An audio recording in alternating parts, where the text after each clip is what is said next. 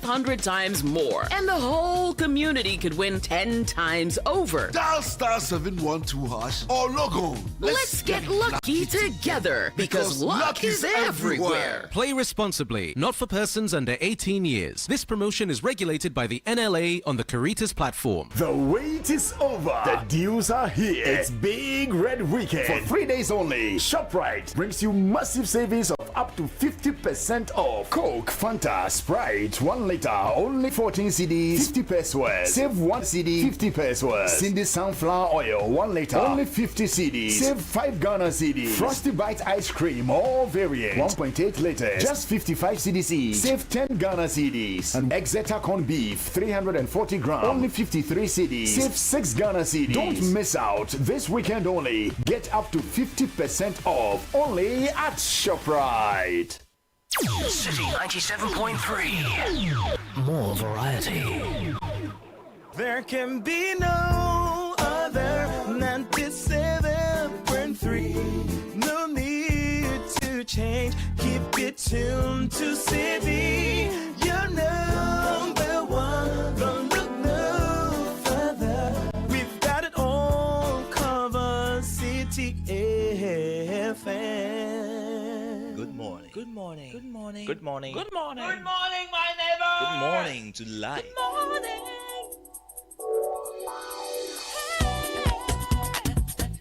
Music, talk, inspiration, in perspective. Express yourself. Good morning, my neighbor. City FM, your station. It's a refreshing lifestyle. City FM 97.3.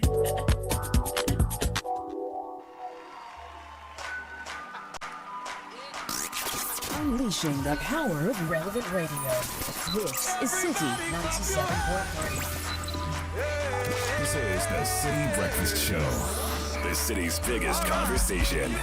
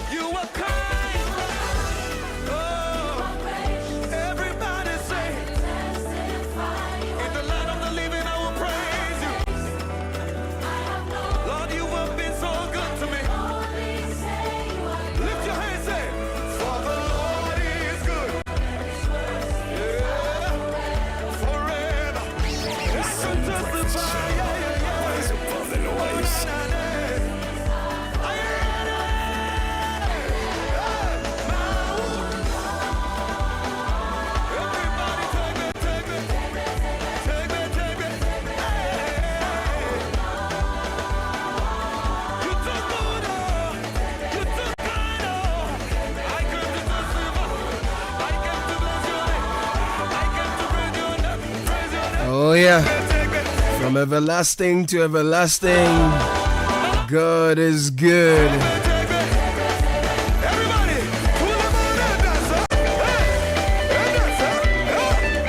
Mawunyo tegbe tegbe, from everlasting to everlasting, His mercies are new every morning, and indeed, great is His faithfulness.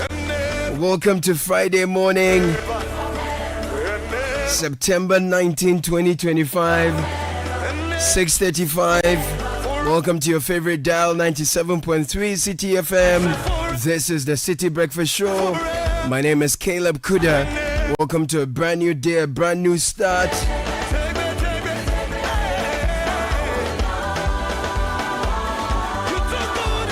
So much to do on a Friday morning. The newspapers are here. We'll bring you the news review both online and the physical papers.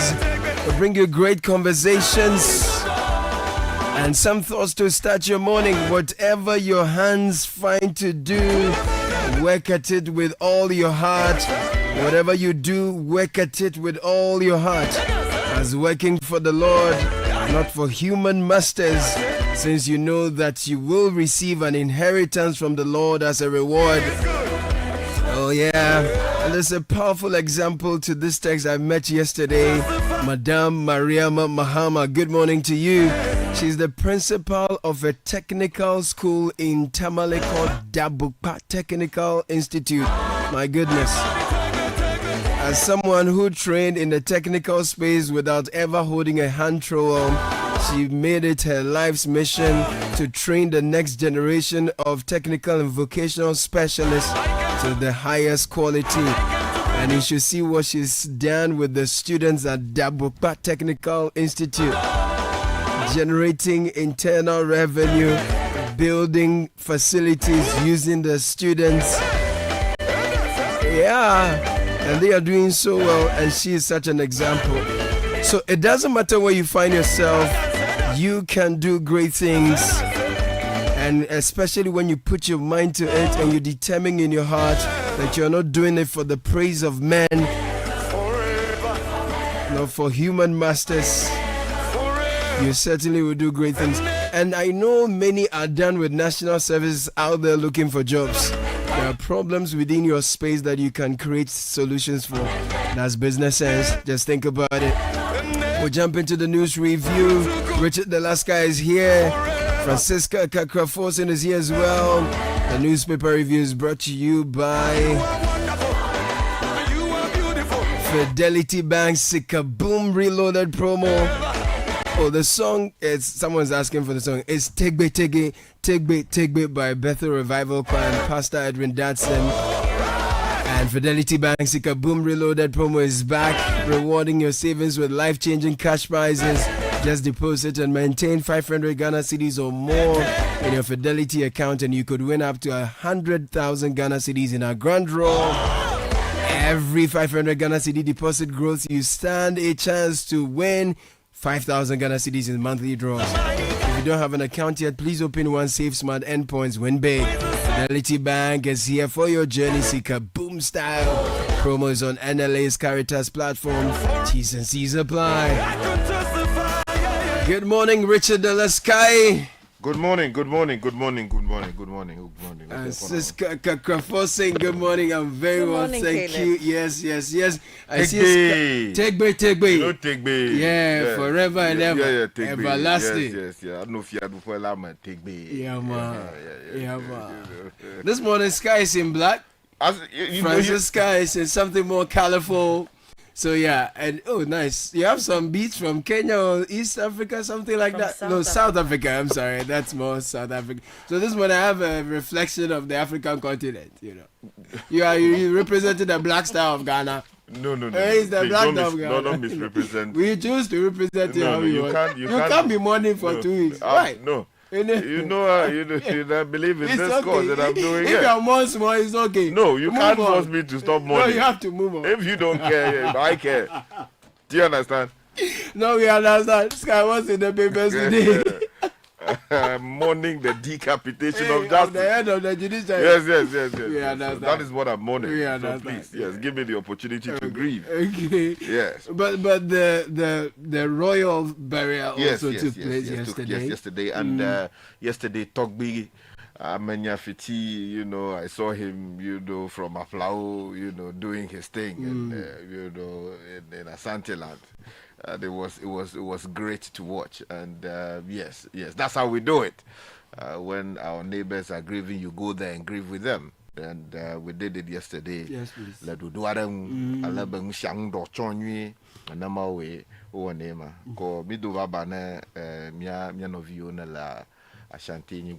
But the way you are saying, how they understand? No, they will understand. Okay. The Daily Graphic says this morning, Royal Burial Asante Hima Nana Konedu Yadom the Third, interred at Breman Mausoleum. Yeah. You can see military men, it would seem, officers in ceremonial regalia, and carrying the casket of the late Queen Mother of Asante Man. Beautiful photograph here on the front page. Also on the front page this morning, Ghana has only 139 public libraries. Authority cries for more. And then Parliamentary Committee 6 dedicated sanitation fund is for reliable payment to service providers. And another one says 483,800 students placed in senior high schools. Self-placement portal activated. Okay, I'll start off with the Chronicle newspaper and front page stories.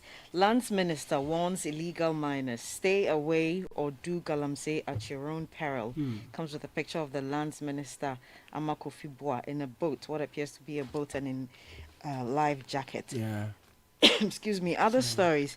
Sarkodie allegedly scams James Jeche at Jubilee House. Naimos-led anti-Galamsey operation rattles Etrima Mponia.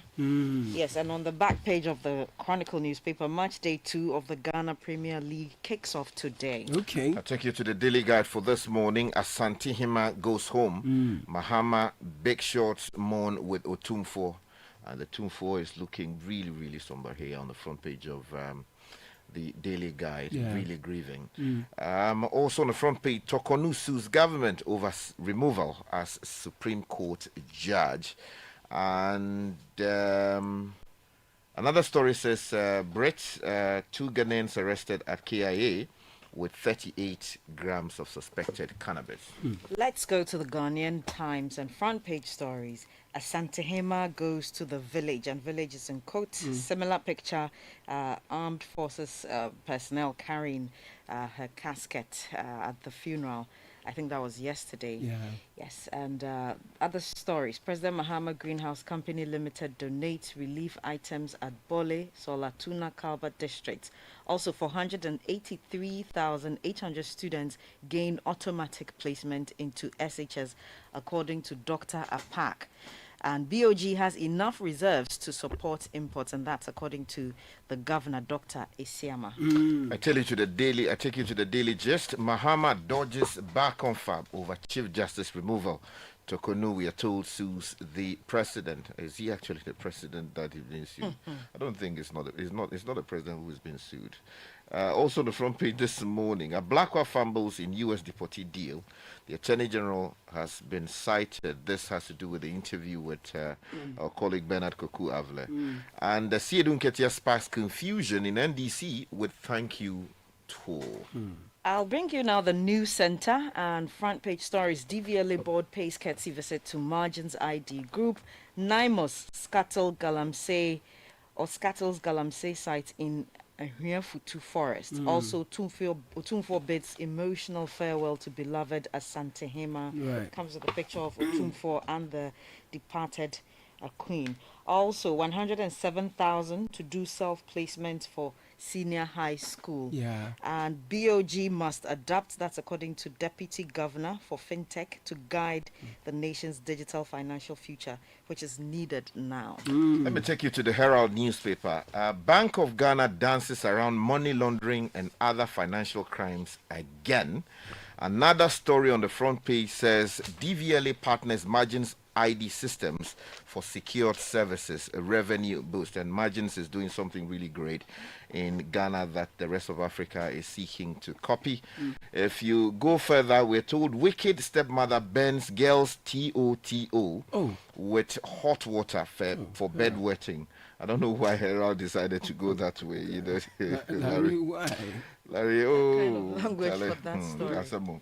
And then also, Ibrahim Mahama sees gun victim through recovery, now cleared for schooling. Okay, to the informer and Tony Edu's last, which I don't want to see Mahama's successor. That's on page 6 of the informer. Delete doctor, professor from all records. G-Tech orders NDC chairman Gertrude Tokonu fights her removal as Supreme Court Justice. Also, First Skies Quality Works praised. And Baba Kamara diagnoses Africa's problem. Also, Parliament applauds Zoom Lion. Let me take you to the Ghanaian publisher. Tokonu drags Mahama to court over removal from Supreme Court. Asante Hima's death leaves a void, Asante Hini quoted here saying, and Tewu declares indefinite strike. If you go to the Inquisitor newspaper, which is my last newspaper for the morning, abuse of power, impunity, GI is in trouble for harassing their Kumasi landlord. Also on the front page, the Inquisitor's opinion, astute Tamaclus masterstroke leadership at MPA. And the mining communities hail Martinez's leadership. Okay, to citynewsroom.com now, there are some Galamsey stories. When the river runs dry, how Galamsey has left Takrady thirsty, and how Galamsey is threatening Takrady's water. 5 must know insights. And I have a video here sent from a resident in Winneba who says that the water running through their taps is really polluted. It actually looks like Milo. It's a very disturbing development there. If you don't fight Galamsey, we'll boot you out. This is the GMA to the government, still on citynewsroom.com. Tokonu's return to the bench may be impractical. Professor Pierre J. Chia is here speaking. Kolebu loses 300 skilled health workers in 6 months. And Tewu to strike today over unmet demands.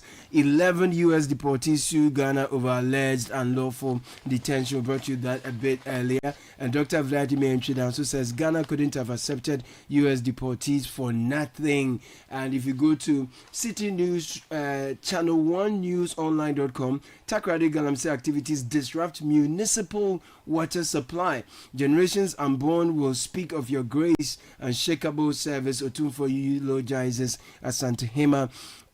In the Bono region, NADMO assemblies to demolish buildings on waterways.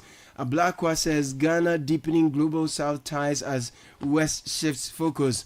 And he adds that he was prepared for the role he occupies now. These are some stories on Channel 1 Newsonline.com. BOG drops policy rate to 21.5%. That's also on the same website. Mobile money transactions hits 354.1 billion Ghana cedis in August. If you go to the High Street Journal, it has an interesting article on what's next after national service, life after national service, opportunities, gaps, and the role of intentionality. Big push funding source raises risk of likely projects delay. Will government be able to change the narrative? That's a big question over here. If you go to my journal online, Tokonu's return to Supreme Court impractical. We brought you that earlier. Okada regulations, government to amend Road Traffic Act 2004. Tewu declares nationwide strike, blames government for collapse of industrial peace.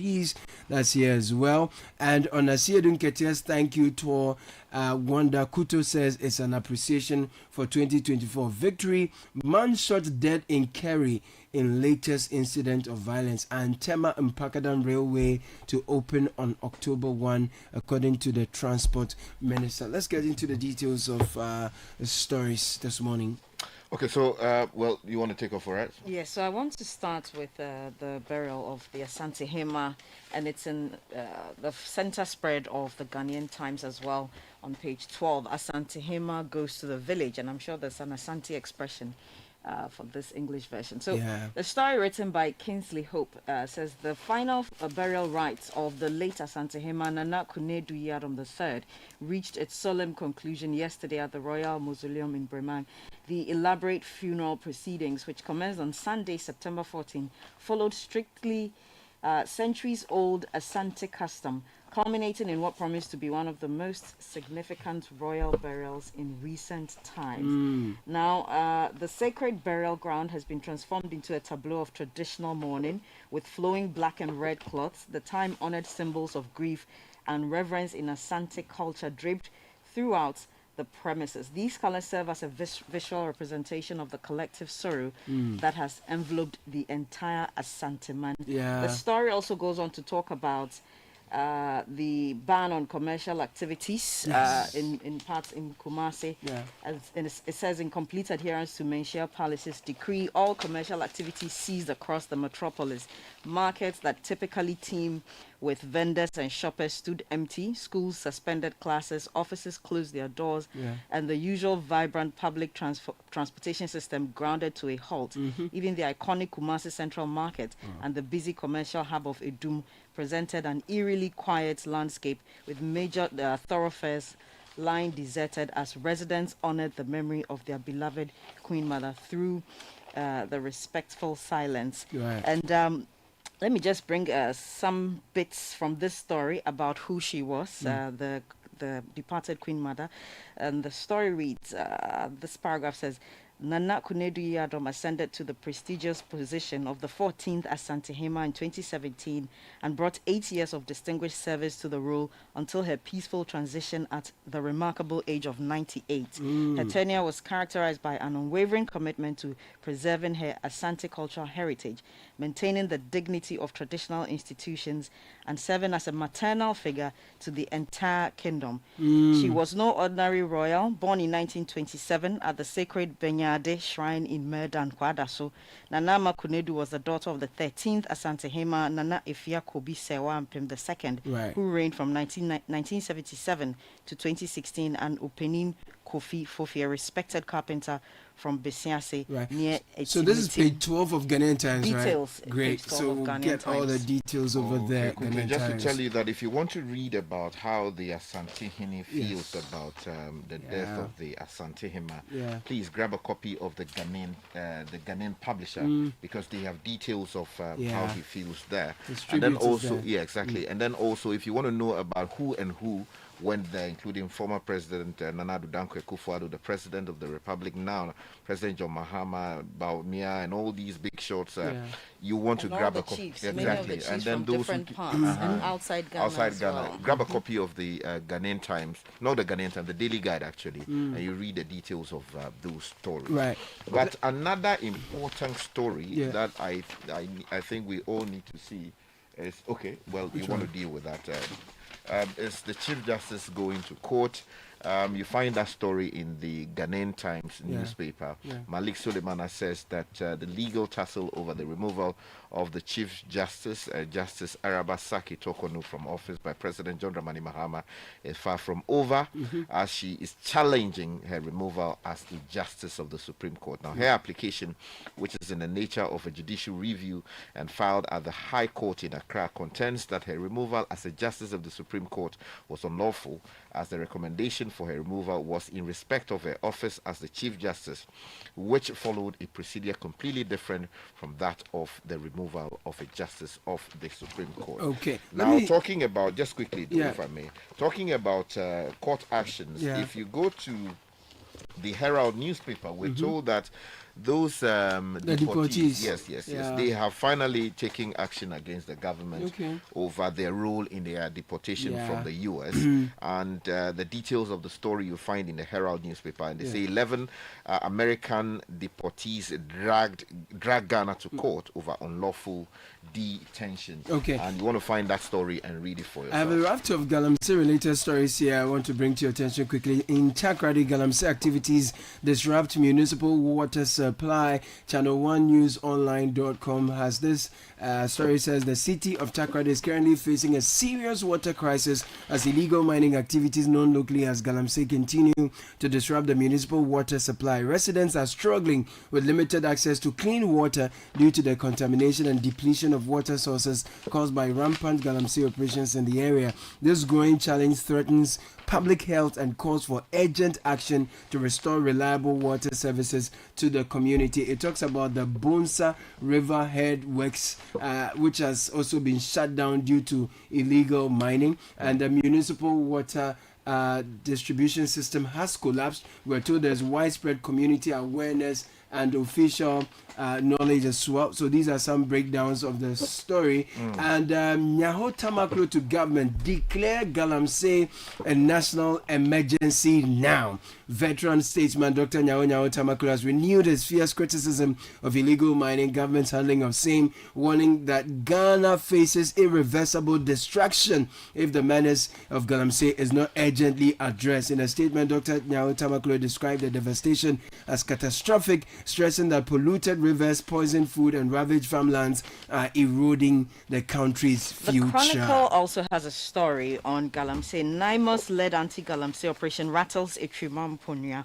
And the paper reports of a successful raid carried out on September 17, 2025 by the National Anti-Legal Mining Operations Secretariat, NIMOS, in collaboration with the 4th Infantry Battalion of the Ghana Armed Forces and officials from the Forestry Commission. The coordinated operation targeted deep-seated Galamsey activities within the Etrimamponia Forest Reserve situated in the Inkarie Forest District of the Ofin Shelter Belt Forest Reserve in Ashanti region. Information available to the paper has it that the raid was part of a broader national strategy to combat illegal mining and reclaim environmentally sensitive forest areas from destruction. The Galamsey situation is creating a crisis situation or problem for the sanitation sector. Now, if you go to page 20 of the Daily Graphic, there's a story there that says Parliamentary Committee seeks dedicated sanitation fund.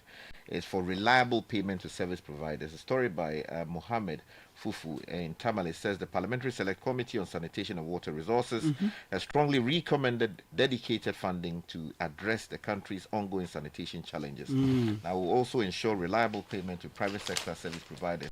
Now, the chairman of the committee, John Kwabena Oti Bless, emphasized that a permanent funding mechanism was essential because waste generation is a daily problem. Now, on the CMB lorry station land brouhaha, no developer will take the station. This is the Accra mayor assuring, and the member of parliament for the area also has been speaking on the matters. Aneto Ajimban Rollins. This story, particularly on which website is this? I'll bring you that. GBC Online says the mayor of Accra, Honorable Michael Pakpo Alote, has assured drivers and traders at the railway enclave near CMB that their lorry station remains government property and will not be handed over to any private developer. The MP has also reiterated this as well. So, you know, the traders protested over attempts to have their land sold to a private developer. So that's a bit of something from Teu, right? Is reporting Teu declares indefinite strike over conditions of service. On page 3, the Teachers and Educational Workers Union Teu of the Trades Union Congress TUC has declared an indefinite nationwide strike effective Friday, September 20, plunging Ghana's tertiary and educational support services into uncertainty. The industrial action, announced in a statement signed by Teu's General Secretary King James Azotiba, will affect non-teaching staff across technical universities, public universities, the Ghana Library Authority, the Ghana Museums and Monuments Board. According to the union, the decision follows government's continued failure to address long-standing concerns of non-teaching staff, despite repeated efforts and adherence to all laid-down procedures. Okay, quickly though, let me draw your attention to two stories on page 13 of the Daily Graphic. So we have a story that says 483,800 students have so far been placed. So if your son or your daughter hasn't been placed, we are told that you should do self-placement and that the portal has been activated. If you want details of that particular story, go and read page 13 of the Daily Graphic. The story is by Justice Agbenosi. Still talking about education, if you go further into the Daily Graphic, we're told Ghana has only 139 public libraries. The authority responsible for our libraries is crying for more, and we have a population of about 35 million people, and we have 35 million people, right? Yeah. And then we are told that we have only 139 public libraries. That's tragic. That's related to education. You want to read those stories on page 13 of the Daily Graphic, if I may. Yeah. This story that we did that was killed by the Herald newspaper. Yeah. The story is from Winneba in the central region, and it says a 3-year-old girl is fighting for her life at the Trauma and Specialist Hospital in Winneba after her stepmother allegedly poured hot water on her private parts. I hope that the police institution would deal with this matter robustly, because we cannot continue to see these things happen in our country. It is completely unacceptable. They should investigate it, get to the bottom of it, and punish this woman if she indeed is responsible for what we're talking about. Yes. Now, ECOWAS should handle U.S. deportees, not Ghana. This is Dr. Professor Entry Danso, and also Sky. Ghana's special envoy, Bevlo Latte, we understand, has lost his wife. Condolences to him. Our deepest condolences to him. I mean, the last time he was our good friend Setepe, and this time around, no. Our prayers are with him and the family. Absolutely. Very important. That was the news review.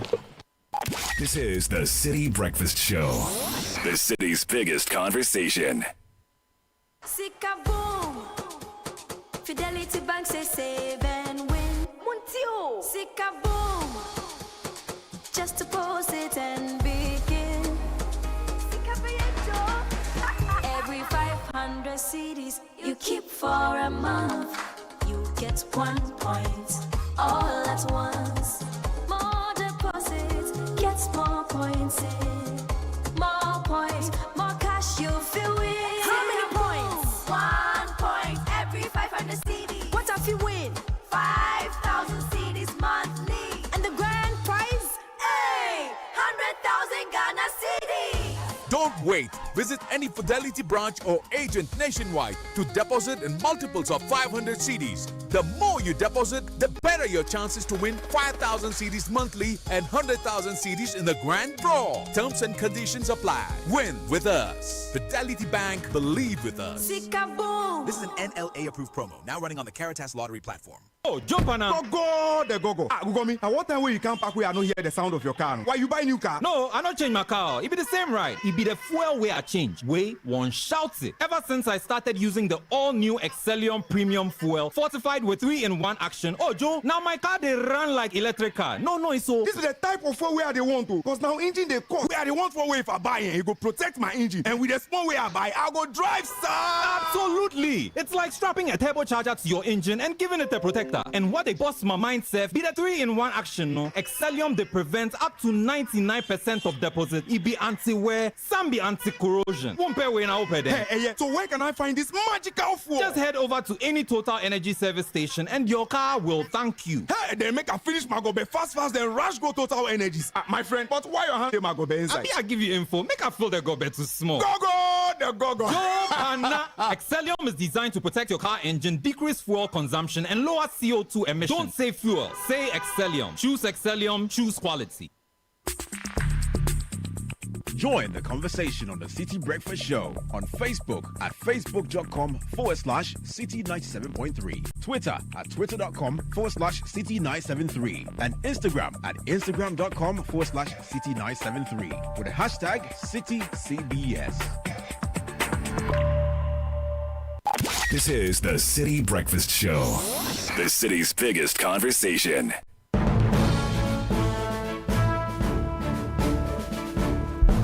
And it's time for the breakfast edition of the City Business News that's brought to you by EcoBank, Valles Lease Equip Limited, and MTN. Good morning to Fred Tete Jabano. Good morning, Caleb. Obake, Numo. Obake. No fear, no fight. Hello, it's Friday. Welcome to the City Breakfast edition of the City Business News, brought to you by Valex, MTN, and EcoBank. Let's go straight into our stories now. Government has begun broader stakeholder consultations on a draft legislative instrument to operationalize the Ghana Shippers Law passed last year. The Ministry of Transport says it has received strong industry feedback on the law and is now taking inputs to address the concerns. Speaking at a stakeholder workshop organized by the Ghana Chamber of Shipping in Tema, Deputy Transport Minister Dorcas Afu-Tofi says the initiative will boost efficiency across the ports industry. We are also aware of industry concerns about the recently passed Ghana Shippers Authority Act 2024, Act 1122. To address this, a draft legislative instrument, LI, has been developed to operationalize the Act. The Ministry is undertaking extensive consultations on the regulations and will ensure industry concerns are fully addressed before implementation. These challenges also present opportunities by embracing technology, best practices, and collective expertise. We can find sustainable solutions. Such solutions require collaboration across the value chain. Dorcas Afotofi is the Deputy Transport Minister. Now, Societe Generale Ghana has launched a green funding initiative to drive its environmental, social, and governance objectives. The bank says the ESG commitments are now central to building sustainable businesses solution. Speaking at an ESG Sustainability Networking event, Managing Director Hakeem Uzani said the initiative will provide competitive financial support to individuals and organizations advancing sustainability. The Green Fund is this initiative where we dedicate a part of our envelope of financing to specifically support projects or support acquisition of equipment which are under the sustainability agenda. Example, the financing, once again, Green Drive, is to encourage to buy a car which is electric. So, which means that it could have a positive impact. The same is, for example, you have to do a solar panel installation or to shift to a green energy. We will be happy to, under this, the Green Fund, to support and to finance you. And more largely, any project that you have as a company which has a positive impact, which could be even linked to education, which could be linked to the 16th, SDGs agenda, we will look at it. If you have all the criteria, you will benefit from this fund. You heard Hakeem Uzani, Managing Director of Societe Generale Ghana. As the countdown to the City Business Olympics 2025 draws closer, the JAMA sessions are also intensifying. All participating companies insist they are aiming for gold. Competitors in the 2025 edition say they are ready and poised for victory come September 27, 2025, when Corporate Ghana converges for the ultimate corporate sports event of the year. Let's listen to some of them.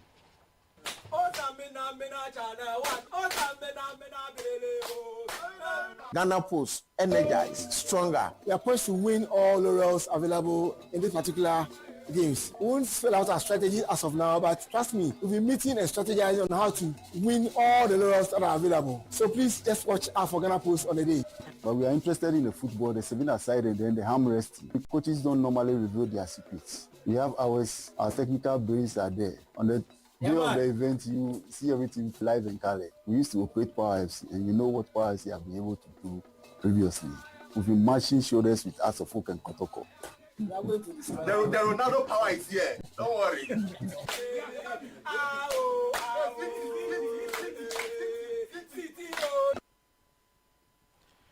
Those were some participants of the 2025 City Business Olympics. The City Business Olympics 2025 is powered by Citi FM and Channel 1 TV in partnership with Side Hustle.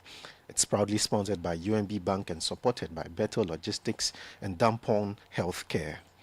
On the forex market this morning, the dollar is selling at 13 cedis 50 pesos, the British pound at 17 cedis 80 pesos, and the euro at 15 cedis 70 pesos. That's it for the breakfast edition of City Business News, brought to you by Valex, MTN, and EcoBank. Thanks for listening, and I am Fred Tete Jabano. If you know these sounds, you didn't just live through the 90s. You lived the experience. Back then, connection took minutes. Today, it takes a blink. You express yourself with memes. You hold video calls across continents. You say hey to an AI who responds, "Hello, Kwame." You order rides, dinner, and dreams all from the palm of your hand. A lot has changed, so have we. For over 3 decades, EcoBank has evolved with you, leading digital banking in Ghana and across 33 African countries, pioneering solutions built around how you live, move, and dream today. From our express points to EcoBank Pay, online banking, and the mobile app, we are where you are. Here for today, ready for tomorrow. Now, That's change, powered by EcoBank. EcoBank, a better way to bank your way. EcoBank, the Pan-African Bank. Ah, Ma, have you received the delivery? See, the rider's bay. Sending the momo. Okay, star 17. Ah, Paco. Don't you use a smartphone? Use the momo app, ne? Huh?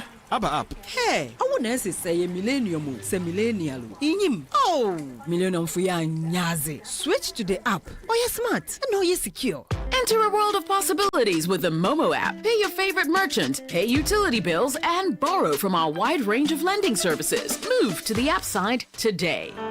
MTN. Announcing Ghana's first unlimited photocopier leasing. Yes, from just 983 Ghana cedis, you can lease a multifunctional photocopier and print unlimited. Yes, unlimited and free paper every month. Guess what? That's not all. Toners, repairs, and maintenance all are free. And oh, I'm not kidding at all. And we cover the whole country. Yes, the whole country. What are you waiting for? Just visit us at www.valexlease.com or call 0244 644048. I repeat, or call 0244 644048. Remember, terms and conditions apply. Valix Lease, affordable document management solutions. We asked Ghanaian business owners what they want from Old Mutual. I want insurance and pension solutions that will protect my employees. Your business growth is our business. For 180 years, we have partnered with businesses to protect and grow their most valuable assets. From tailored group life assurance protection to affordable pension plans, we've got your business and your employees covered. Contact your broker or call Old Mutual on 0509 551 609 today. Old Mutual, do great things every day.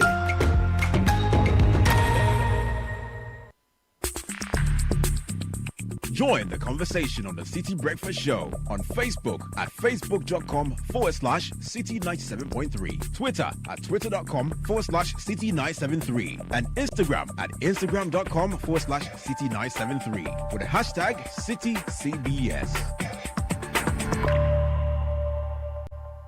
This is the City Breakfast Show, the city's biggest conversation. Unleashing the power of relevant radio. This is Citi 97.3. Can you hear this song? If you hear this song, get your kicks on. No time, my brother, we gone. We gone. You know, me a grow no more. We no fi waste time for no pagan brothers. No more. You go see we for countryside. Countryside. You be there, they go see we. Oh yeah. For countryside. Blacko, Black Sherry, and Sakodi on this one. Countryside, beautiful sound. And there's a special one going out to you, Belinda Senaduku. You turned 40 today, and coming from your husband, message says, I love you helplessly. I pray for God's grace and mercy for you as you age as fine wine, better and lovelier in every way. God bless you. Sena is from Seram, Sesi, Senam, and Sedem Duku to Belinda Sena Duku. Happy 40th, and it's amazing how the world is ever changing and evolving. Today is AI, tomorrow who knows what it will be. So has EcoBank. We've been evolving, a lot is changing, and we've been pioneering a range of digital first banking solutions designed for the world of work and the way we live today. From the mobile app EcoBank Pay, Express Points across the country, EcoBank is right where you are. EcoBank is a better way to bank your way. EcoBank, the Pan-African Bank. Valex Lease is offering you a mouth-watering deal. This is for all schools, offices, print hubs. There's no point buying a photocopier when you can lease and print unlimited. Valex Lease Equip Limited, Ghana's first unlimited photocopier leasing services, says from just 983 Ghana cedis a month, you can lease a reliable multifunctional photocopier and print unlimited. Yes, unlimited. Free paper included as well. It includes free toners, cartridges, free repairs, free maintenance, nationwide coverage across all 16 regions. So stop spending big on machines, paper, repairs, and maintenance. Switch to Valex Lease and keep your cash for what matters. 0244 644048. ValexLease.com is where to visit. We have customized payment options for you as well. There is affordable document management solutions. Valex Lease. Talk to us and you are good. Now, have you heard the latest from MTN? If not, listen. For those of you who love MTN Free After One, prepare for the upgraded experience that is MTN Free After One Extra. Now, let me tell you what the extra is all about. With MTN Free After One Extra, you can talk for 1 whole hour uninterrupted while paying for only the first minute of every 10 minutes you talk. If you like what you hear, there is more. You get 100 megabytes of data for free after your first call on Saturdays. So you see, now is the time to talk extra with all the people you love. To subscribe to MTN Free After One Extra today, just dial star 550 hash and follow the prompts. We have an exciting conversation for Business Edition today. We're looking at the informal sector in particular. Is first in a special series of media advocacy program for informal workers in Accra, and this is spearheaded by the Women in Informal Employment Globalization and Organization WeAgo.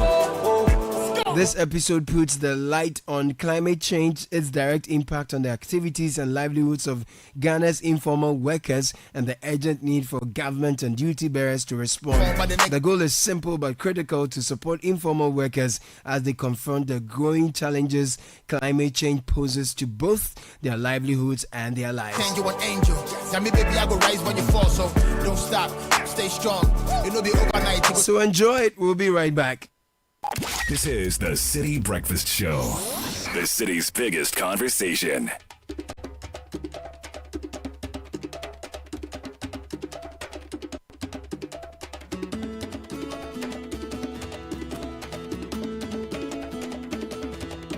Please wait. Please wait. Please wait until I get my new car. Please wait until I find my real size. I'm gonna get me some love, somebody. My girl, sweet girl, my girl. I can see all your joy. I can see you.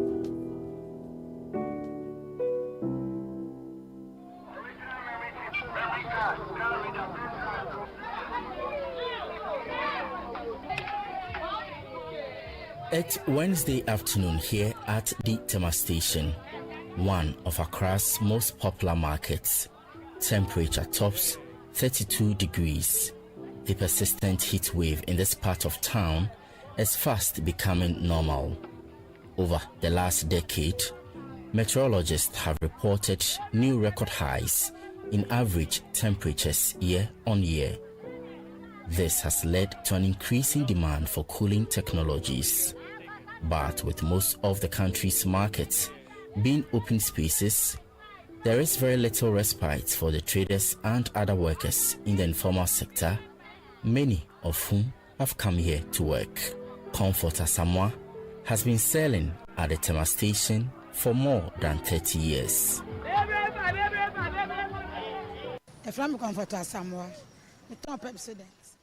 I sell toothpaste and diapers, and this has been my business for about 3 decades. There are more like comforts. National statistics show that 8 out of every 10 workers in the country belong to the informal sector. They are the traders in markets like Makola, street hawkers, head porters, waste pickers, amongst others. Despite making up the majority of the country's workforce, informal workers remain some of the most vulnerable in every sense of the word, from economic vulnerability through social and are now more than ever are at the mercy of harsh weather conditions, which are rapidly changing.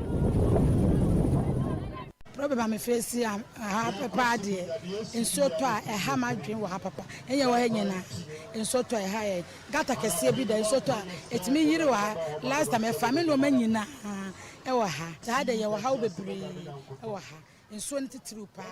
Whenever it rains, it disrupts me because the gutter here overflows and floods the area. Not long ago, I lost all my stock when the place was inundated with water.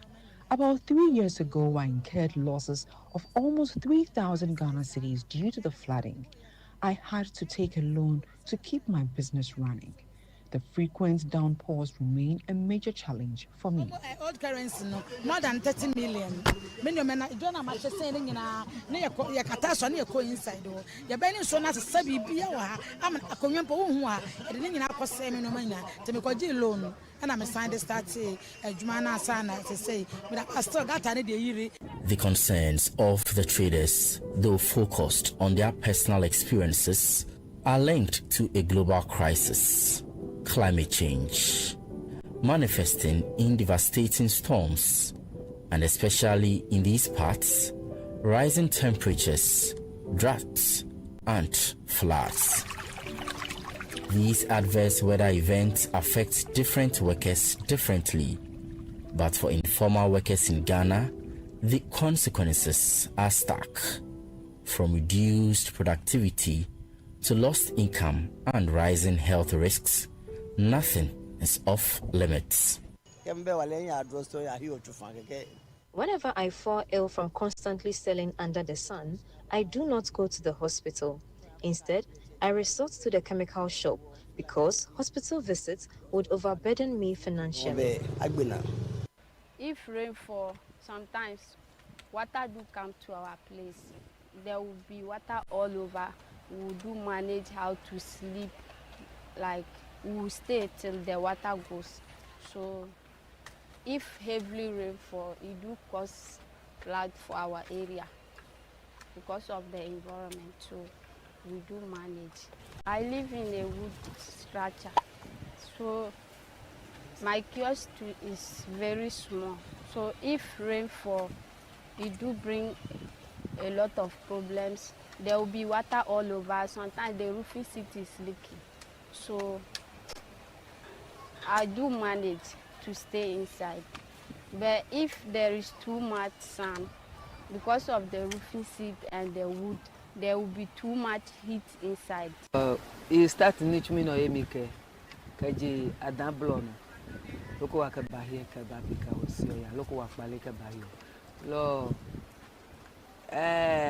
macheke ni niche me so 1976.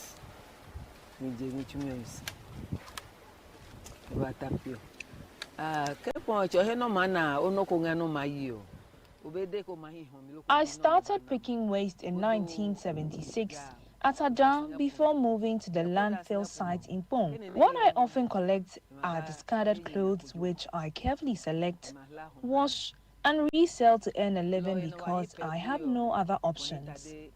Both the young and old are engaged in this work. Sometimes, when people see us exposed to the mercy of the weather, they offer support in cash or kind to protect ourselves against the harsh conditions. We often wear double layers of clothing. There are times I fall ill, and when I have no money, I tend to buyers for help and work to repay the debt. It is a constant struggle, so I avoid picking waste when the weather is extremely unfavorable, as it could worsen my health. At times, fire outbreaks also destroy the clothes we salvage, making it even harder to provide for ourselves during such difficult periods.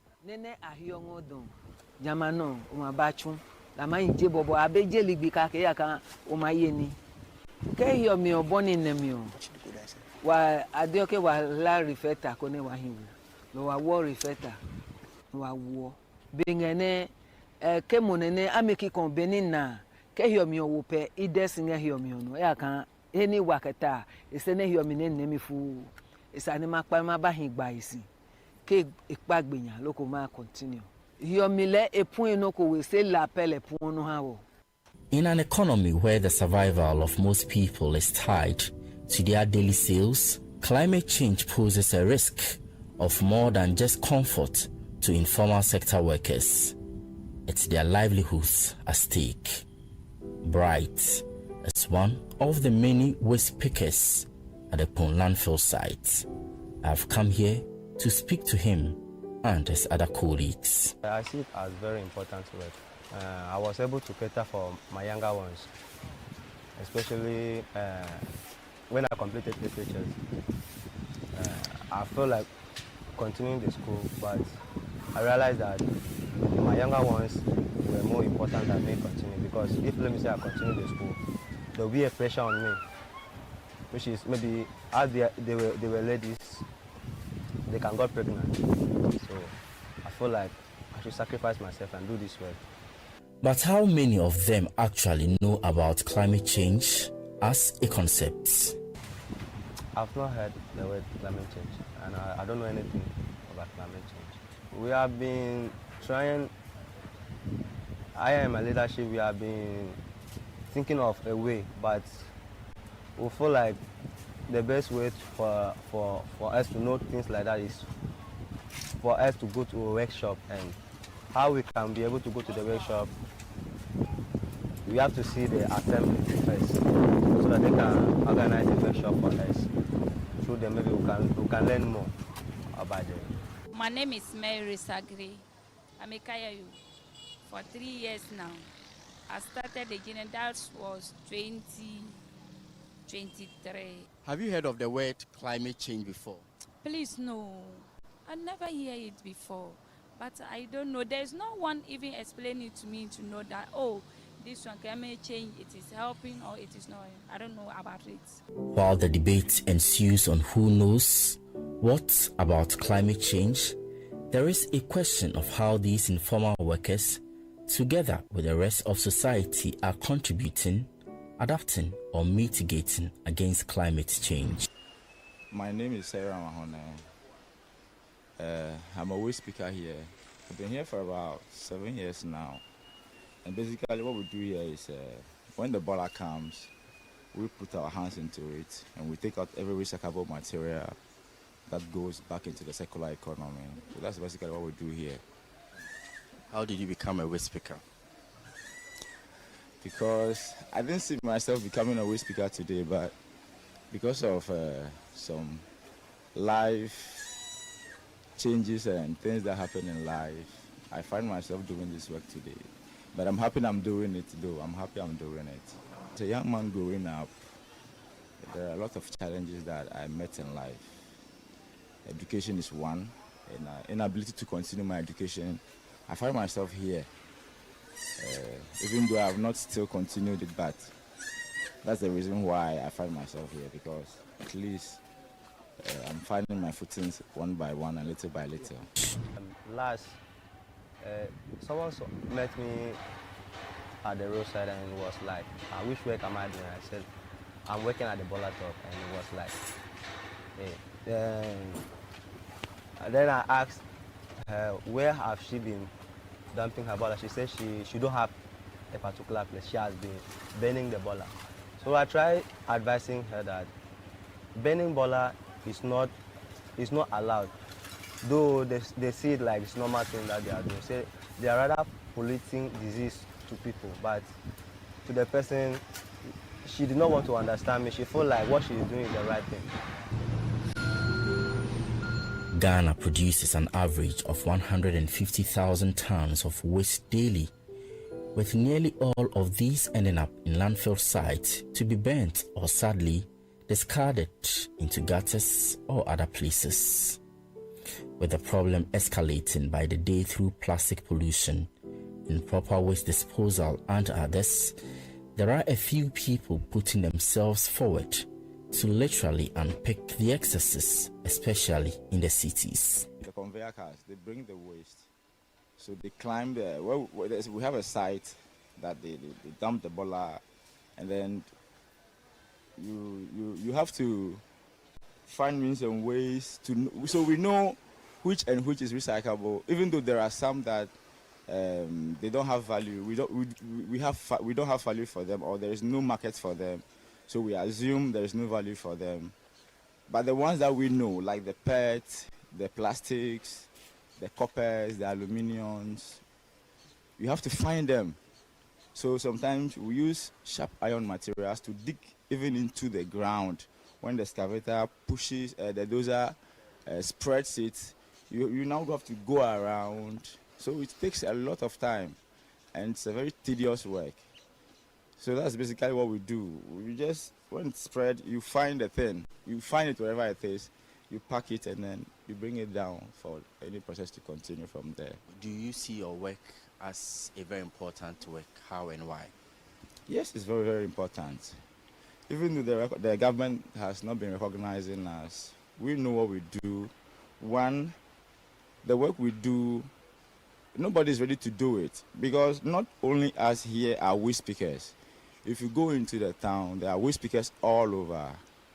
An example is a woman who is moving around picking rubbish from the ground, and this helps to keep the community clean one way or the other. And then these materials that we pick here also goes back into the economy. They recycled it and they are reused again, and then they come back again. So that's the circular economy that I'm talking about. It goes around, and we are like the machinery behind that. We do that possible. If not, all these materials would have been in the dump site, and it wouldn't even improve the lifespan of the dump site. At many landfill sites where these waste pickers work, there is a daily battle against several elements: the smoke, the stench, the heat, extreme heat that cuts short their working hours and exposes them to heat strokes. We use the helmet to protect the heat. Like when the sun is hitting too much, we use this one. If we put this one on our head, we will not feel it. Or like if we didn't put something on our head, yeah, that's how we use the helmet. So who provides it for you? How do you get it? Yeah, we buy it. We do use our money to buy. We buy it for our own protection. If the sun is shining like this, it's hot. At times, there are some people that they will want to face it to work, but there are some people that they will not go, because some of them, they went to hospital and they asked them that they were told not to be under sun for long. So because of their health, they don't want to be under the sun for long. The sun, it has affected me too much. I was a chocolate color, as you can see me now. My color have changed because of Kayaru. And then the sun is too much. Unless when we do the work and finish evening time, unless we go and buy painkiller to take, so that we come to normal way before. Research by New York University's Applied Global Public Health Initiative Lab in partnership with Riego, which analyzed open waste burning practices in the Pong coastal community, reveals one real truth. Waste pickers, despite their daily ordeal, are playing a crucial role in the fight against greenhouse gas emissions. Our work impacts the environment positively and negatively. If I want to go into the positive aspect, early in the morning, when the rubbish is being dumped, especially the ones that have been packed overnight, when they dump it, what you see is a lot of vapor. And in my personal studies, there's a chemical in that vapor that goes into the atmosphere, and that destroys part of something we call the ozone layer. It destroys part of it, and that helps to prevent the heat. So to that extent, it's a negative aspect. But to the positive side, to me personally, I've come to learn a lot about waste. And then for the fact that we help to bring recyclable materials together, that's a positive side that I think our work has taken us, or has taken any country that deals in waste management. In Pong, where the landfill is located, an average household generates about 0.7 kilograms of waste per person per day. With over 214 kilograms of total waste produced daily, much of it ends up in informal dump sites, where 16% is openly burnt. Behind these numbers are men and women who divert waste from burning or dumping. Their work prevents more than 37,000 tons of carbon dioxide equivalent emissions every year. To put this in perspective, their work cuts 7.34 tons of methane annually, a gas more than 25 times more powerful than carbon dioxide in trapping heat.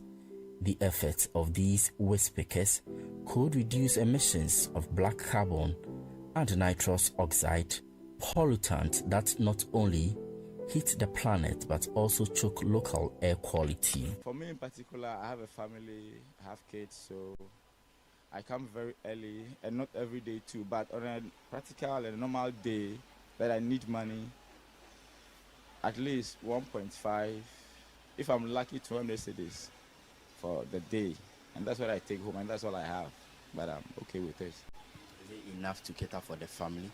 Not really. So we become professional managers of our families because of this work. Because whatever I get, I have to manage it for as long as I can.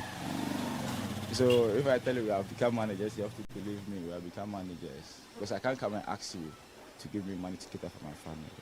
So every day I have to come here, to come and work. So if I don't come, I lose money.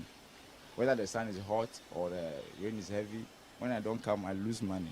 Because this is the only work that I do. So you see, we manage a lot of things here. This is why periodic awareness creation and workshops like those provided by WearGo help to better position them to discharge their duties under safer and more conducive conditions. Sometimes we do wait till the water dries. Then we will dry our materials. So if the materials dry, sometimes others will spoil, like paper like this. When it wet, it doesn't make valuable again. The company will not buy it. So we do make waste material. So they don't buy it. So we do waste our money. We lose things. So that's how we face. Waste pickers, traders, hawkers, and others in Ghana's informal sector contribute an estimated 27% of the country's GDP. Yet, they are the last on the list of active contributors to state policy, particularly because they are hardly consulted. But as climate change and its impact on lives and livelihoods worsen, something must change. So, what must give? Nobody pays us, and the government is supposed to be paying us for the work we do, but that is not happening.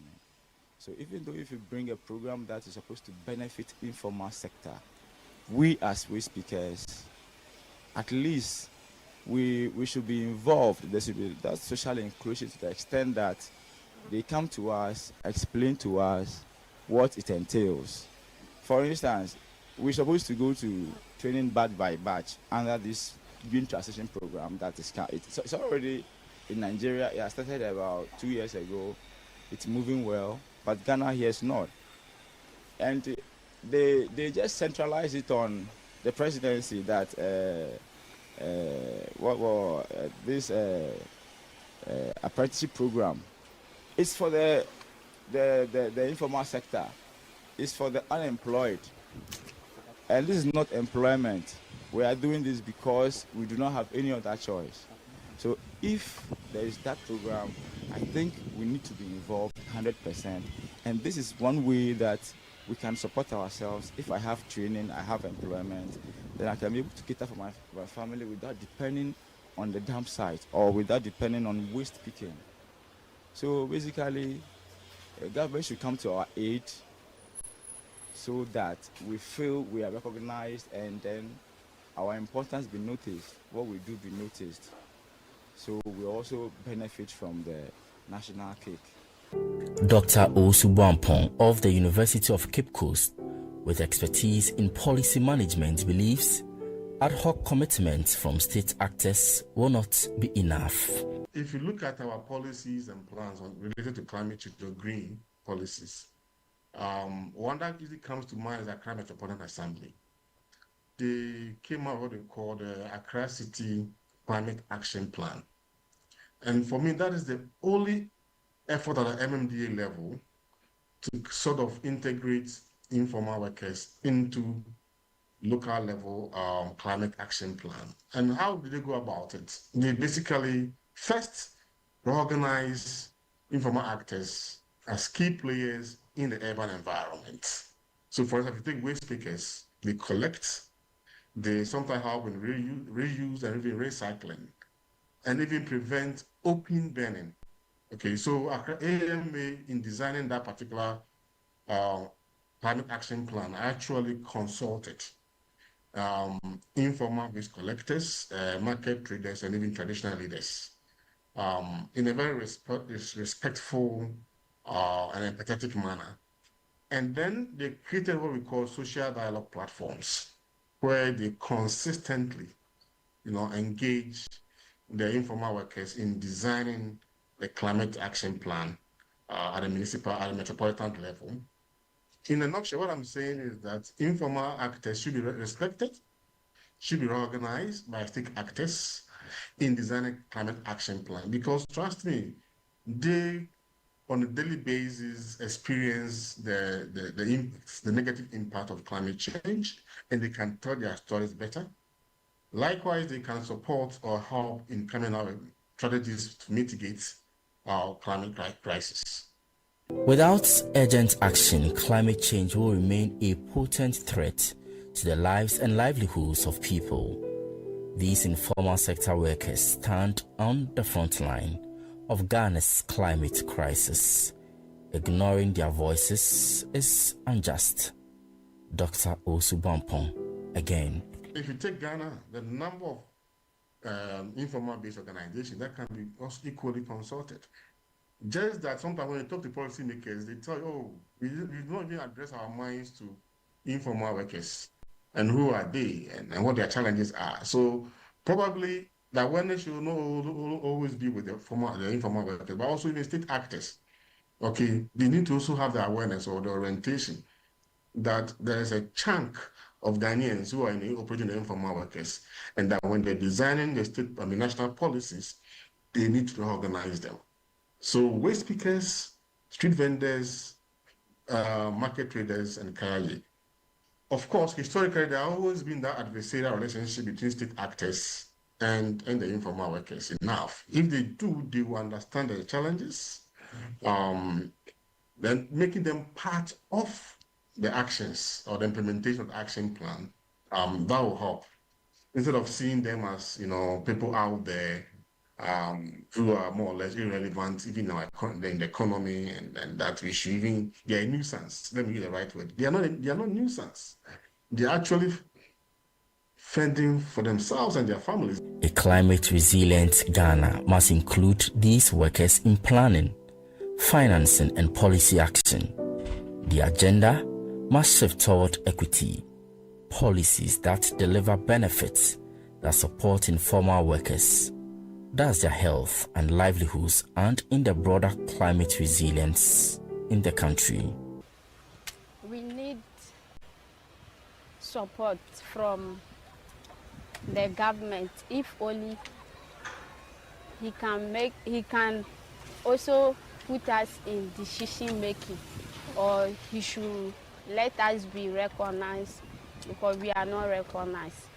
So if he put us in any decision making, so that all our problems can be solved, and if government agree to help, we need our safety things like reflector, then hand glove, helmet, safety boot, then we will take support ourselves.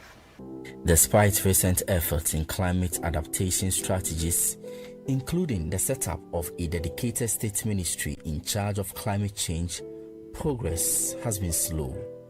Without deliberate inclusion, climate policies will leave millions behind. Okay, now climate change. Oh, thank you for that. So what will you people have to help us, or any a contribution to do people have to give us so that it can help us. So that you have to come and talk to our people so that they also know much about it.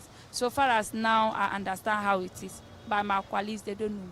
So you have to come and gather them inside. You have to gather us and let us know the meaning of it, how it is given, and how we know it. If not, some of us, they don't understand it much. The fight against climate change will not be won on paper. It will be won in the markets, on the landfills, and on the streets.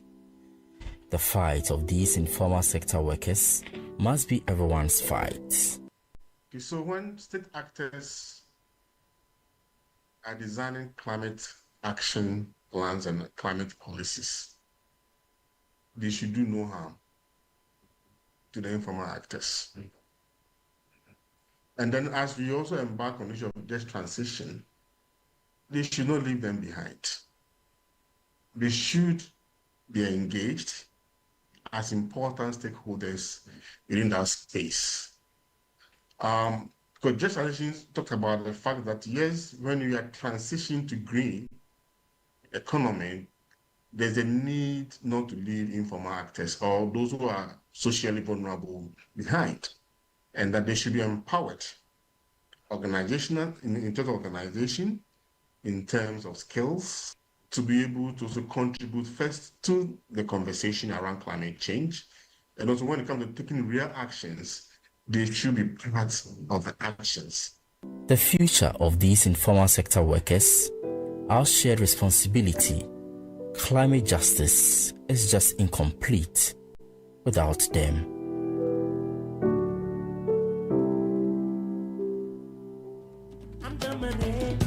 I'm dominant. I will wait for you. I'll still wait for you. I'm dominant. This is the City Breakfast Show, the city's biggest conversation. It's Telecel SME Month this September under the theme Connecting the Next Generation of Entrepreneurs. For our young emerging entrepreneurs, this month is loaded with major vibes tailored to your growth and ambitions. Sharpen your skills at the Telecel Business Runway and the AI Workshop, and connect with other change makers at our very first Telecel Red Mixer, an exclusive networking event. There's more. Unlock tailored products designed to match your unique business goals this Telecel SME Month. Your time is now to transform your genius into impact. Keep up with all the action by following Telecel on social media for updates, or visit our website www.telecel.com.gh/business. Telecel, connecting energies. You know, listen guys, one day an old lady inherited a huge sum of money. Her family worried about how to break the good news to her. They feared that the sudden good news might give her a heart attack, and so they decided the family doctor, who was experienced in delivering such news, should be the one to tell her. And when he did, surprisingly, she smiled. Relieved, he asked, "What are you going to do with all that money?" She replied, "I am going to give you half." The doctor rather had a heart attack. Can you imagine? People are often surprised when we put them first. At First Bank, that's what we do. We put you first. Experience the gold standard of banking with First Bank. Open an account today and enjoy our user-friendly mobile app, quick banking via *894#, convenient shopping with our Visa Prepaid and MasterCard, and more. All designed to serve you better. First Bank, you first. Join the conversation on the City Breakfast Show on Facebook at facebook.com/City97.3, Twitter at twitter.com/City973, and Instagram at instagram.com/City973 with the hashtag CityCBS.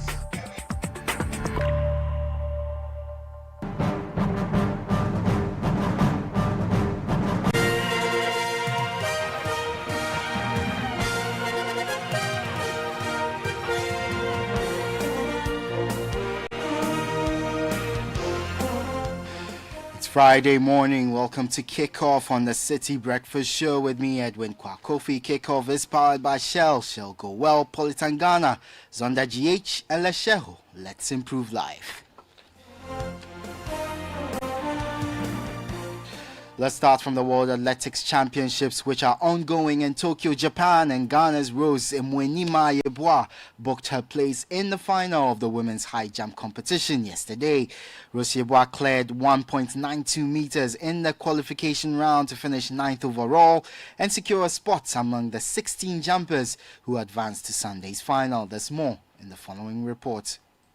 Rose Yeboah's qualification marks a major milestone as she becomes the first Ghanaian athlete to reach the final of an individual event at the World Athletics Championship since 2005. That year, Ignatius Geyser won silver in the men's long jump, while Margaret Simpson claimed bronze in the women's heptathlon at the Helsinki edition. In the qualification round, 12 athletes advanced after clearing the automatic qualifying mark of 1.92 meters. Among them were Australia's Nicola Olislages and Elena Patterson, Ukraine's Yaroslava Mahushik and Yulia Levchenko, Serbia's Angelina Topic, Great Britain's Morgan Lake, Czech Republic's Michaela Hruber, and Poland's Maria Zotsky, Germany's Christina Hontel, and Ghana's Rose Yeboah.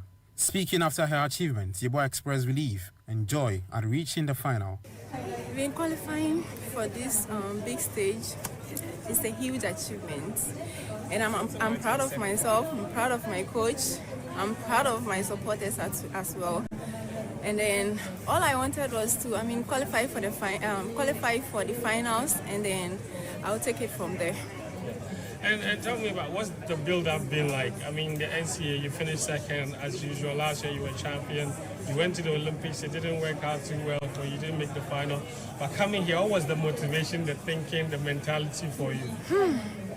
I really wanted to make the finals, because this season I've been going through a lot after the Olympics. What happened? I've been going through a lot, and then it's almost affected my performance during our colleges season. But with the help of my coaches and my trainers, I was able to overcome it. And then the women's high jump final is scheduled for Sunday, September 21 at the Olympic Stadium in Tokyo.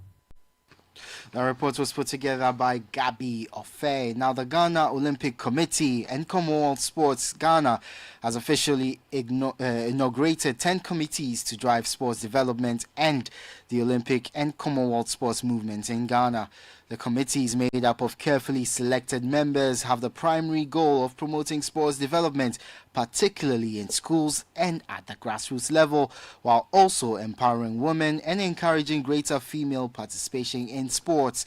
The committees include legal, marketing, fundraising and sponsorship, Olympic education, culture and school sports, games and technical, and national federation relations. To the Ghana Premier League and its match day 2, which starts later today as Mediama take on Vision FC at 5 p.m. on Saturday. 11 Wonders, they face Hearts of Lions. Hoho United hosts Young Apostles, and on Sunday Aduana welcome Nations FC. Bechem United take on Holy Stars. Samatex face Karela United. Swedro All Blacks take on Brekum Chelsea, and on Monday, Dreams FC, they play Accra Hearts of Oak. To the UEFA Champions League now, where Marcus Rashford, he scored his first goals for Barcelona in a 2-1 win at Newcastle United, but he was quick to credit his teammates for the win. No, it's a very good team performance. I think Newcastle is a very, very difficult place to come to win. But also to play the type of football that we train every day in the training ground. It's very difficult to do this in Newcastle Stadium, so I'm really proud of the team. I'm proud to score my first goals for the club, and yeah, we go on to the next game, and I hope I can do it again. That was the voice of Marcus Rashford, who scored a brace in Barcelona's 2-1 win at Newcastle. Well, Barcelona's head coach, Hansi Flick, he was full of praise for the English striker. He's a fantastic player, great talented player. So his skills are unbelievable. His finishing is unbelievable. I spoke with him before everything goes on the right way. I said to him, okay, I want you to have in my team, and I'm happy because for me he's an outstanding player. You heard Barcelona head coach Hansi Flick. Now at the Etihad, Manchester City, they were 2-0 winners over Napoli. Erling Haaland scored the first goal and he became the fastest player to reach 50 goals in the Champions League. Let's hear from his manager Pep Guardiola, who compared him to Messi and Ronaldo. What can I say? So the numbers speak for itself. So how lucky and fortunate we have to have him, and just congratulate him because it's alongside in terms of goals, Van Nistelrooy, but especially Lewandowski, but especially with the two monsters that have been Cristiano and Messi during 50, 20 years. Erling is there. So in terms of goals, is unbelievable. James. Hi, Pep. Do you think, given his age, given how good he is, do you think Erling could become the all-time record Champions League goal scorer? If I in that rhythm, yeah. He's not injured, he can play 10, I don't know how many years, 10, 12 years. And I would say he maintained this progression, absolutely. You heard Manchester City boss Pep Guardiola, and that's the latest in the world of sports. For more on all these stories, visit citysportsonline.com. Kickoff is powered by Shell. Shell Go Well. Politangana, Zonda GH, and Lesheho. Let's improve life. I am Edwin Kwakofi. The City Breakfast Show with Caleb Kuda continues.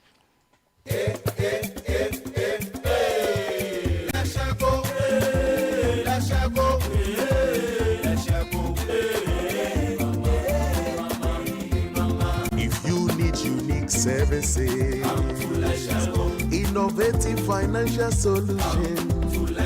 We deliver on our promise, cause we are number one. Let's share go, we improve your life. Let's share go, let's share go, hey mama, hey mama, hey mama. Even when you're stuck with nothing, no matter your situation, let's share go, we improve your life. Let's share go, hey, let's share go, hey, let's share go, hey mama, hey mama, hey mama. Let's share go, we improve your life. Polytank is everywhere, durable and authentic. Stronger brand you can trust. Polytank, we get some more.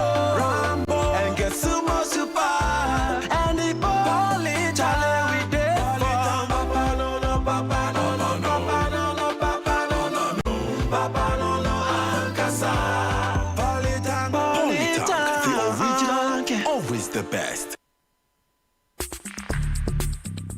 Join the conversation on the City Breakfast Show on Facebook at facebook.com/City97.3, Twitter at twitter.com/City973, and Instagram at instagram.com/City973 with the hashtag CityCBS.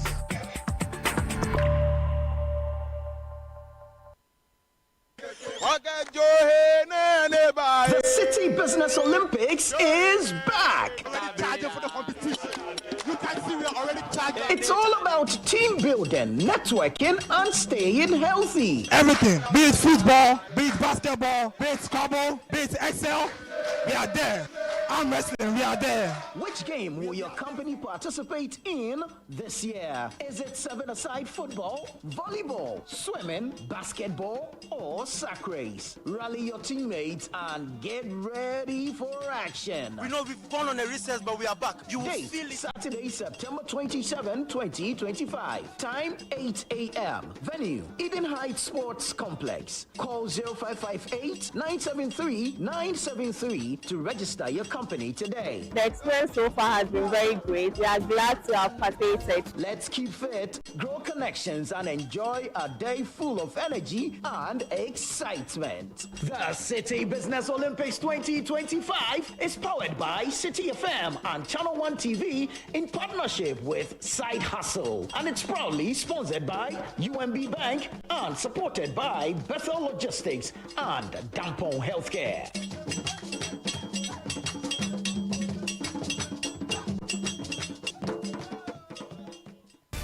It's the Electroland Back to School promo. Get huge deals on NASCO LED TVs from 899 cedis, washing machines from 1,399 Ghana cedis with free iron on some models, AC from 2,799 Ghana cedis, TCL TVs with free 43 or 55 inches TV on selected purchases. Grab a Samsung 43 to 65 UHD Smart 4K TVs and get a free TV wall bracket. NASCO top and bottom mount fridges from 1,499 Ghana cedis with free portable juicer. Ceiling fan for 449 Ghana cedis. Grill microwave from 949 Ghana cedis. Garment steamer for 699 Ghana cedis. NASCO blender for 219 cedis. Tabletop burner for 449 Ghana cedis. Rush and get yours. Visit www.electrolandgh.com or call 0503 159 739. Don't miss out on these amazing deals.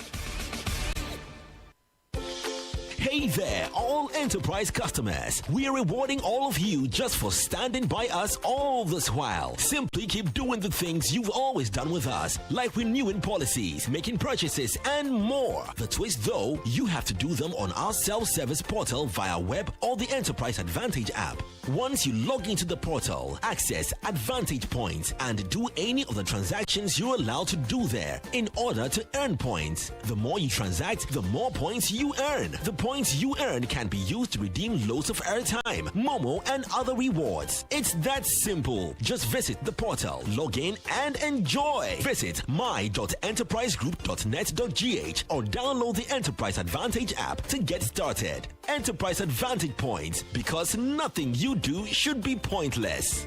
Enterprise, your advantage. Channel 1 TV has a way of telling their stories. Stories that empower change. Capturing the trending issues, delving into our communities, getting out the voices that matter. Before the end of this year, some significant improvement would have been noticed on that road. And it's not going to be a 9-day wonder. He's back to site to continue with the project. Channel 1 Newsroom, CNR, brings you an exhaustive coverage of the day's news. 8 p.m. and 11 p.m. every night. A lot of responsibility rests on the shoulders of African leaders to create an environment that is conducive to trade and investment. We wish to partner with any nation of the world. Channel 1 Newsroom captures the exact news temperature of the nation. Everything in this world is subject to abuse. And that's why there are checks and balances. That's why you have to also go to court and do... From the northern, western, eastern, and southern parts of Ghana, Channel 1 Newsroom, CNR's got you covered. People normally enter the boat without the life jackets. We believe strongly that if they were wearing life jackets, their lives would have been saved. 8 p.m. and 11 p.m. every night. I thought I should contain myself. But he should be careful. He did not win the election on merit. The NDC won the Asokwa election by default. For whatever reason, we, the MPP, we decided to hand over power. CNR, telling your stories, empowering change. Catch CNR on Channel 1 TV at 8 p.m. and 11 p.m. every night.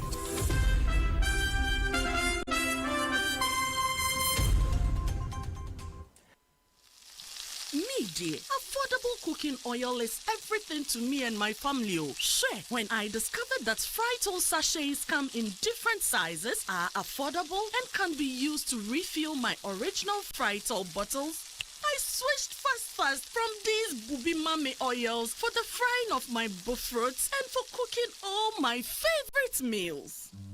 Switch to Frytol sachets, your trusted and convenient cooking oil for all your Frytol bottle refills. You deserve a life of goodness. This advert is FDA approved. We asked Ghanaian business owners what they want from Old Mutual. I want insurance and pension solutions that will protect my employees. Your business growth is our business. For 180 years, we have partnered with businesses to protect and grow their most valuable assets. From tailored group life assurance protection to affordable pension plans, we've got your business and your employees covered. Contact your broker or call Old Mutual on 0509-551-609 today. Old Mutual, do great things every day.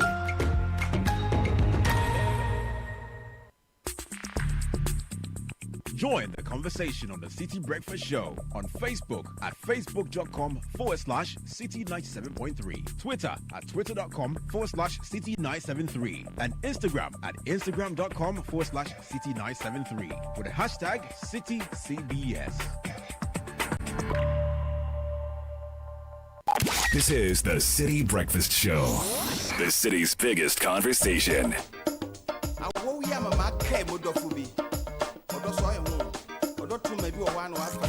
Unleashing the power of relevant radio. This is Citi 97.3. The Citi Breakfast Show.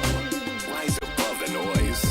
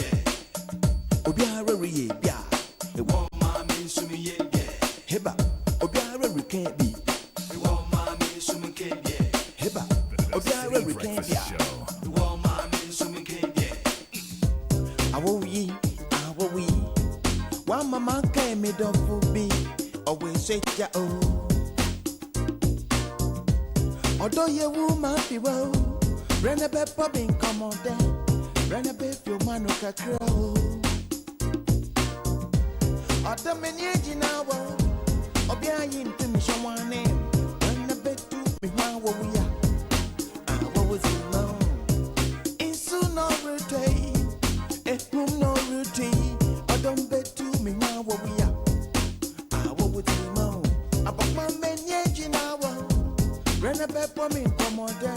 Run a bet you cheat me, real. You know, son, I'm inside.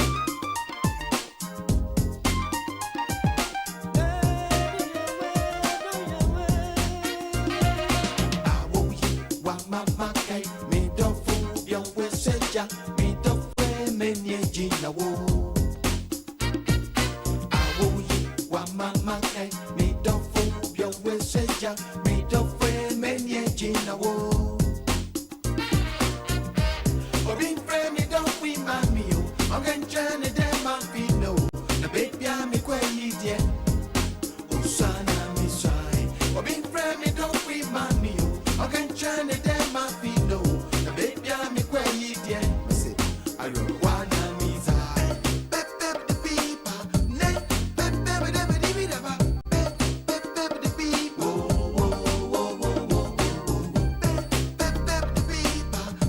Okay.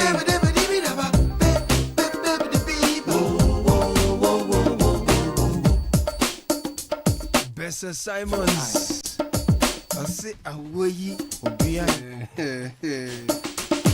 No, the weather too is changing along the way. It's drizzling here. I don't know where you are, whether it's raining or not. But where are you listening to us from? It'll be nice to know. Let's catch up. 0549-986-996. Many of our listeners are celebrating their birthdays today. We'll be celebrating you. 0549-986-996. That's the number to send your dedications through. And we are more than happy to celebrate your loved ones with the rest of the world. Friday morning on your favorite show, 97.3 Citi FM. This is the Citi Breakfast Show. Francisca is here with Richard de la Sky. Okay. Don't let the rain go to waste. I know many of you, your taps are not running. And for those whose taps are running, the color of the water is some way. Look, get Polytank, okay? Yeah, and store water. Polytank has been here for 3 decades, trusted by all generations, so make no mistakes. Always choose Polytank for guaranteed quality. It's available at the same price across the country at Polytank partner shops. No matter the size, durability is always assured. Polytank is the original, always the best. Papa no Ankasa. Polytank does not request for Momo payments online. Right, you deserve financial peace. Lesheho is here to give you just that. Call us 02700 4799. If it's education, rent, unexpected expense, whatever it is you're looking out for, Lesheho has got you sorted. Lesheho, let's improve life. Some dedications are in. Anyone we're celebrating this morning? Well, we've got some messages coming through, and this says, happy birthday, Lila Daisy Na Ayele Osongo Hagan from Parkwesi, Troy, Tyrell, and Tori. Nice. We celebrate your strength, your love, and the joy you bring to our lives. Wishing you a fantastic day. Right. Also, this one says, good morning. Can you wish my beautiful wife and best friend, Belinda Senna Duku, a very happy 40th birthday? I love you helplessly. I pray for God's grace and mercy for you as you age like fine wine. Better and lovelier in every way. God bless you, Senna, from Seram, Sesi, Senam, and Sedem Duku. Oh, Belinda Senna Duku. Yes, I would 40 like to, years today. Yes. Nice one. Happy birthday. Welcome to the 4th floor. I'm not at the 4th floor though, but we wish her the best. I'd like to wish a colleague of mine, Pa Kwesi Blay, also known as PK Blay, belated happy birthday. PK Blay. PK is the man. Okay. A belated happy birthday. All he right. works at Taylor Crabb Barristers and Solicitors TC. Lovely. Yes. That's a good one. There's someone sent me a birthday dedication yesterday. Yeah. I was in a meeting, so I just saw it, like it flashed on my phone. Okay. That the person would turn, today will be the birthday. I'm looking for the thing, I can't find it. So, but please, I beg, I'm sure you know who you are. So send it again. So please prompt me so that. While you're searching for it, we've got some more coming in. Today is my birthday. I wish myself all the best in this life. This is from Sir John in Kwesi Mintim. Sir John, happy birthday to you. Edwin says, hello, Caleb. Kindly wish Francisca Twinto a very happy birthday. May the Lord make a way for her always. Nice one. And I'm listening from Freetown, Sierra Leone. I want to wish my wife Kuku a happy birthday in advance. Her birthday is on Sunday, and I just want to tell her how much I love her. When I'm with her, my heart does kum kum cha. That's a lovely message someone is sending to his wife Kukua all the way from Freetown. So kum kum cha to Kukua, right? Freetown. Yes. Have you found it now? Yes, I found it. Okay, So the person has prompted me. Don't do that, Francisca. Don't do Radio this. is powerful. You know. Very powerful. Very powerful.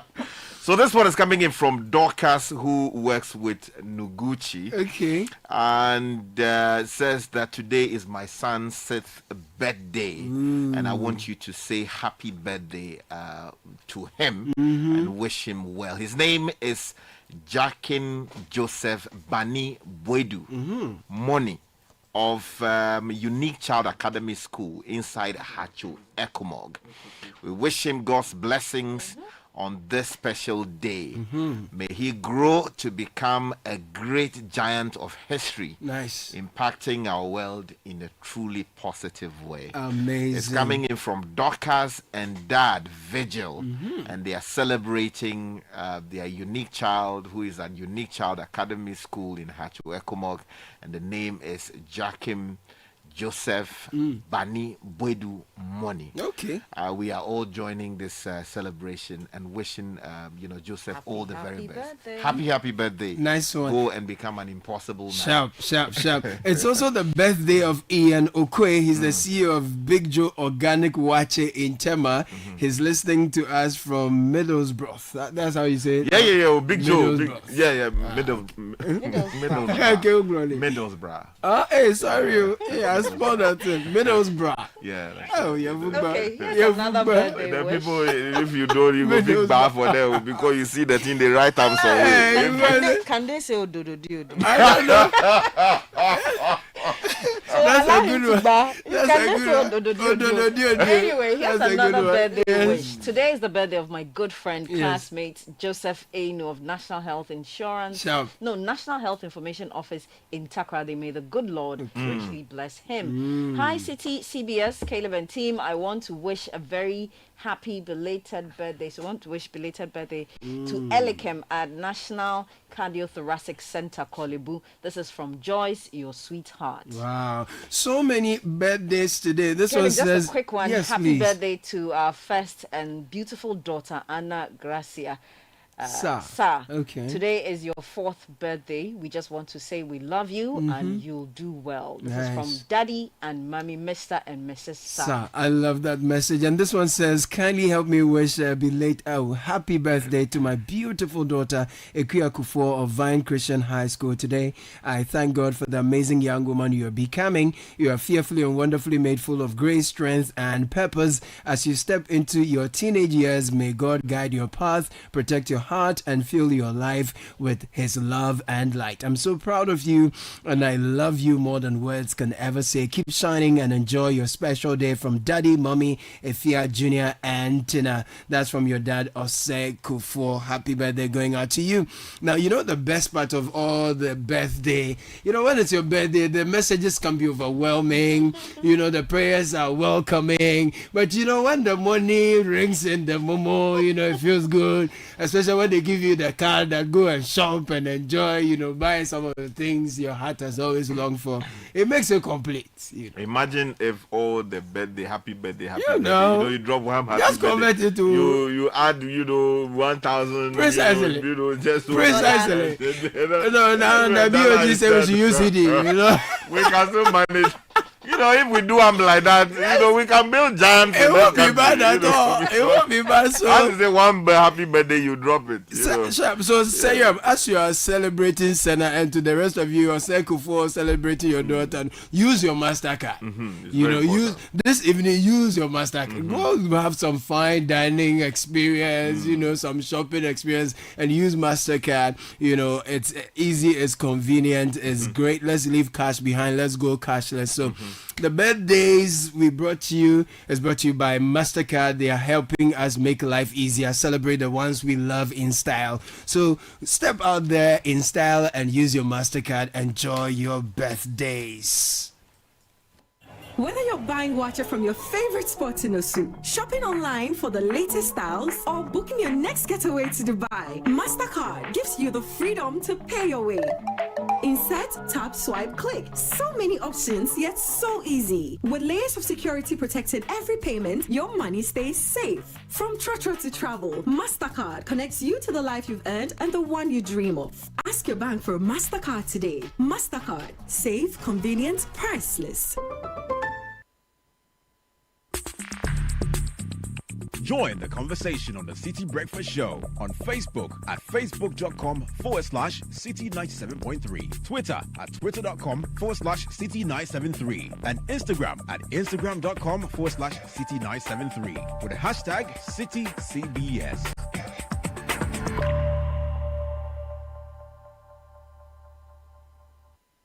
This is the City Breakfast Show, the city's biggest conversation. Dance to the beat.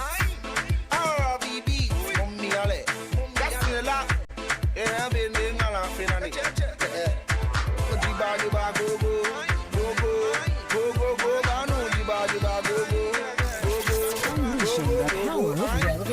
it 3 points. This is Citi 3 points.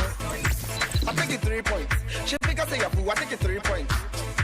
Imagine the 3 points. 3 points. Oh yeah. Here 3 points. Oh here, 3 points. 3 points. Nakai. And you've been planning and waiting for the right time to make your move. Well, Stanbic Bank rates have dropped, and this is the time to take those bold steps to fund your dreams with a Stanbic personal loan, vehicle loan, consumer finance, solar loan, home loan, or credit card. Be unstoppable with Stanbic Bank. Visit stanbicbank.com.ga to get started and get your trip points. Trip points. You know how we do it? Trip points. Yeah, man. And it's winning season again, and this time I'm not just chasing wins, we are collecting them. The luckiest is back again, bigger and better, with chances to change your life. Let me show you 2 ways to get into the game. First, grab your phone and dial *712#. Choose option 1 to buy a ticket for yourself, option 2 to buy for someone. If you want the system to generate a lucky ticket for you, go with option 1 again. If you prefer to choose your own ticket, do option 2, confirm payment with Momo, and then you're in. If you're online, head to theluckiestafrica.com and then register. Tap on community tickets to either pick your own lucky number or let the system choose for you.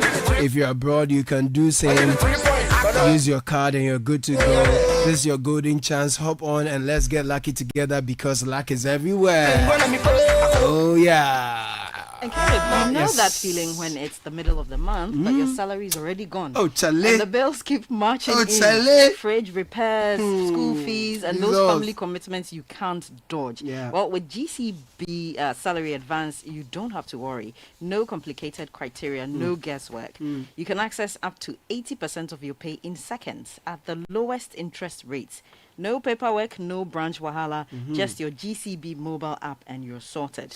No cash, don't stress. Let GCB Salary Advance handle it. Switch to a GCB salary account now, and payday can be any day. Oh yeah. Download the GCB mobile app on Google Play, App Store, and Huawei App Gallery.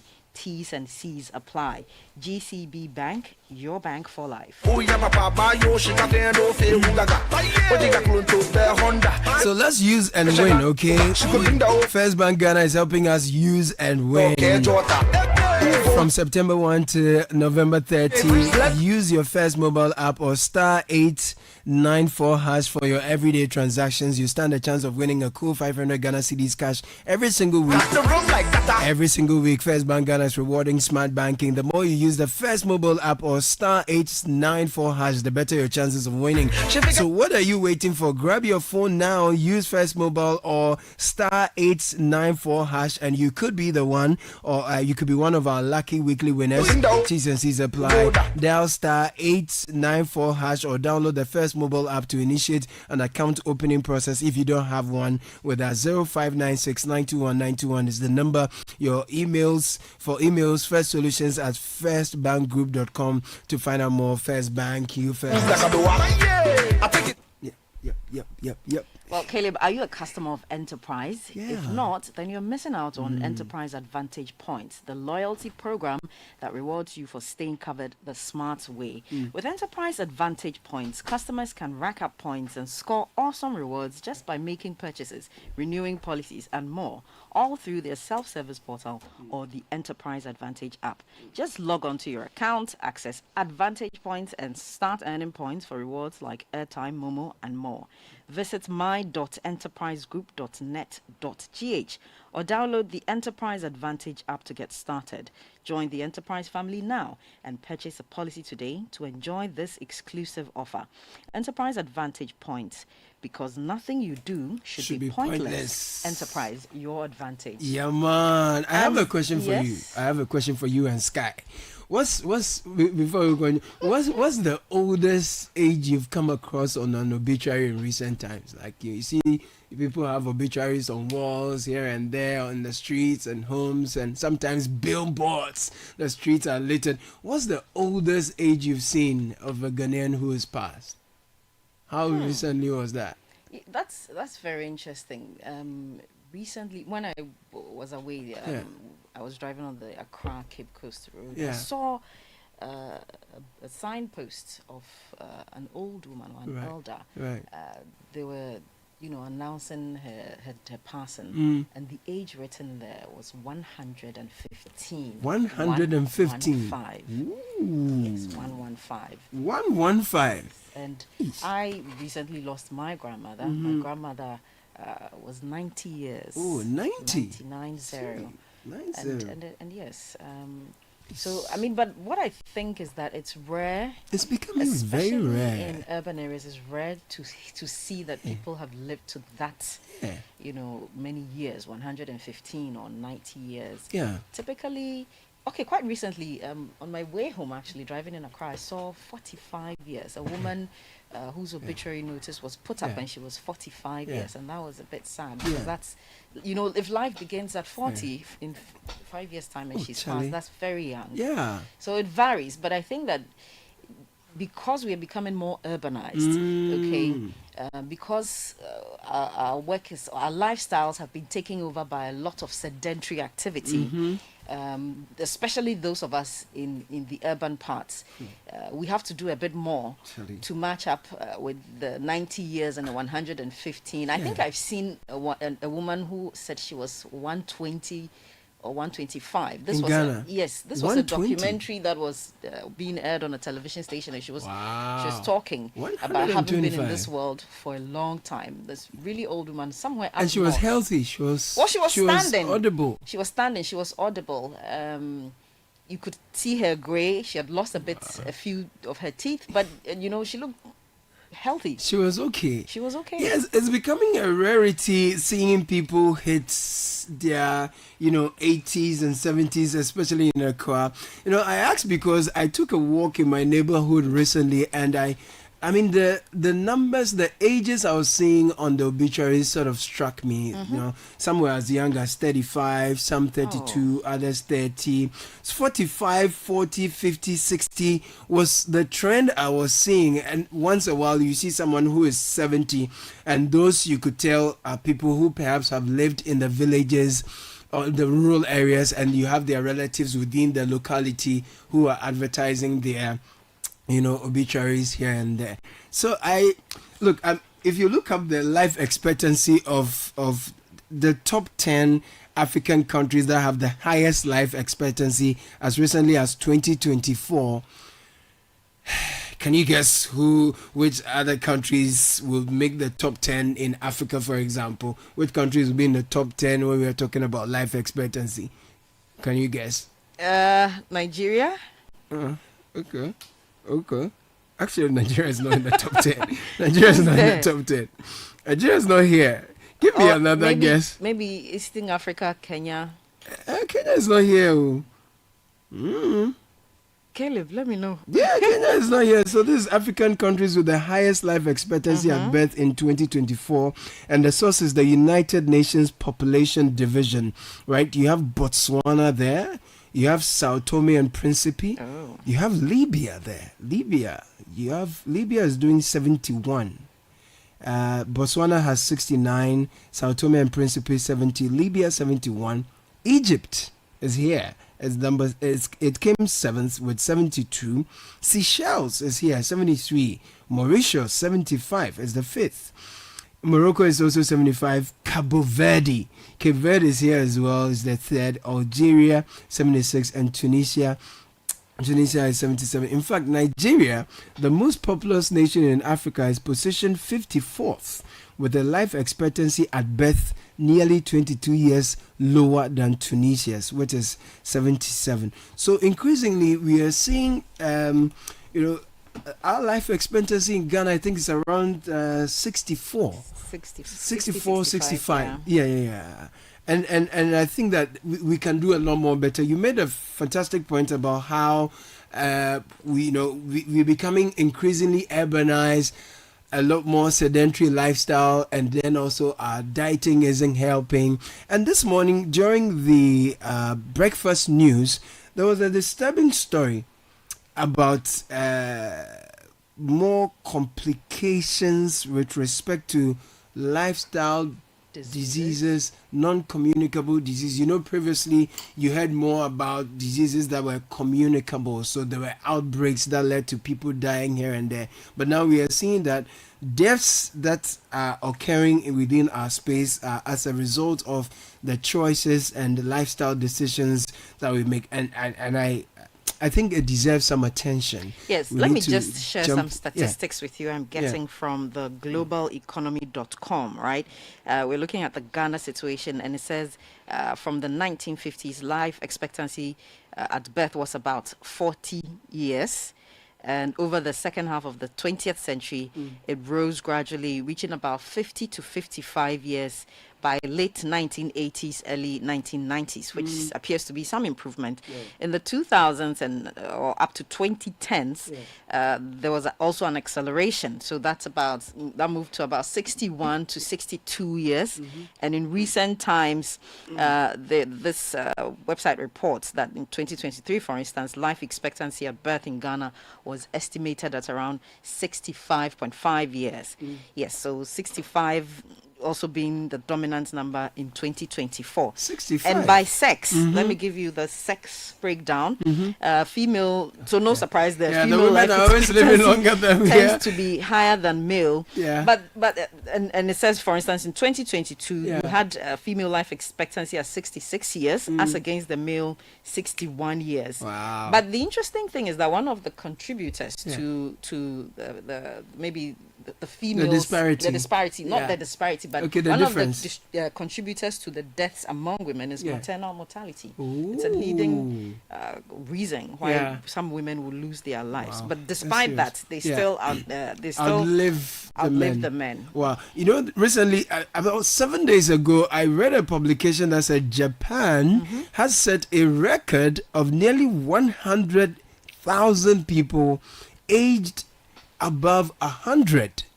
And I thought that was interesting, and the feature image even has, you know, elderly people who are doing tai chi. They are in position. But remember, Japan is an aging population. They have more older people than younger people because their birth rate is lower and all of that. But it's interesting. Let me just give you highlights of the story that the number of people in Japan aged 100 or older has risen to a record high of nearly 100,000.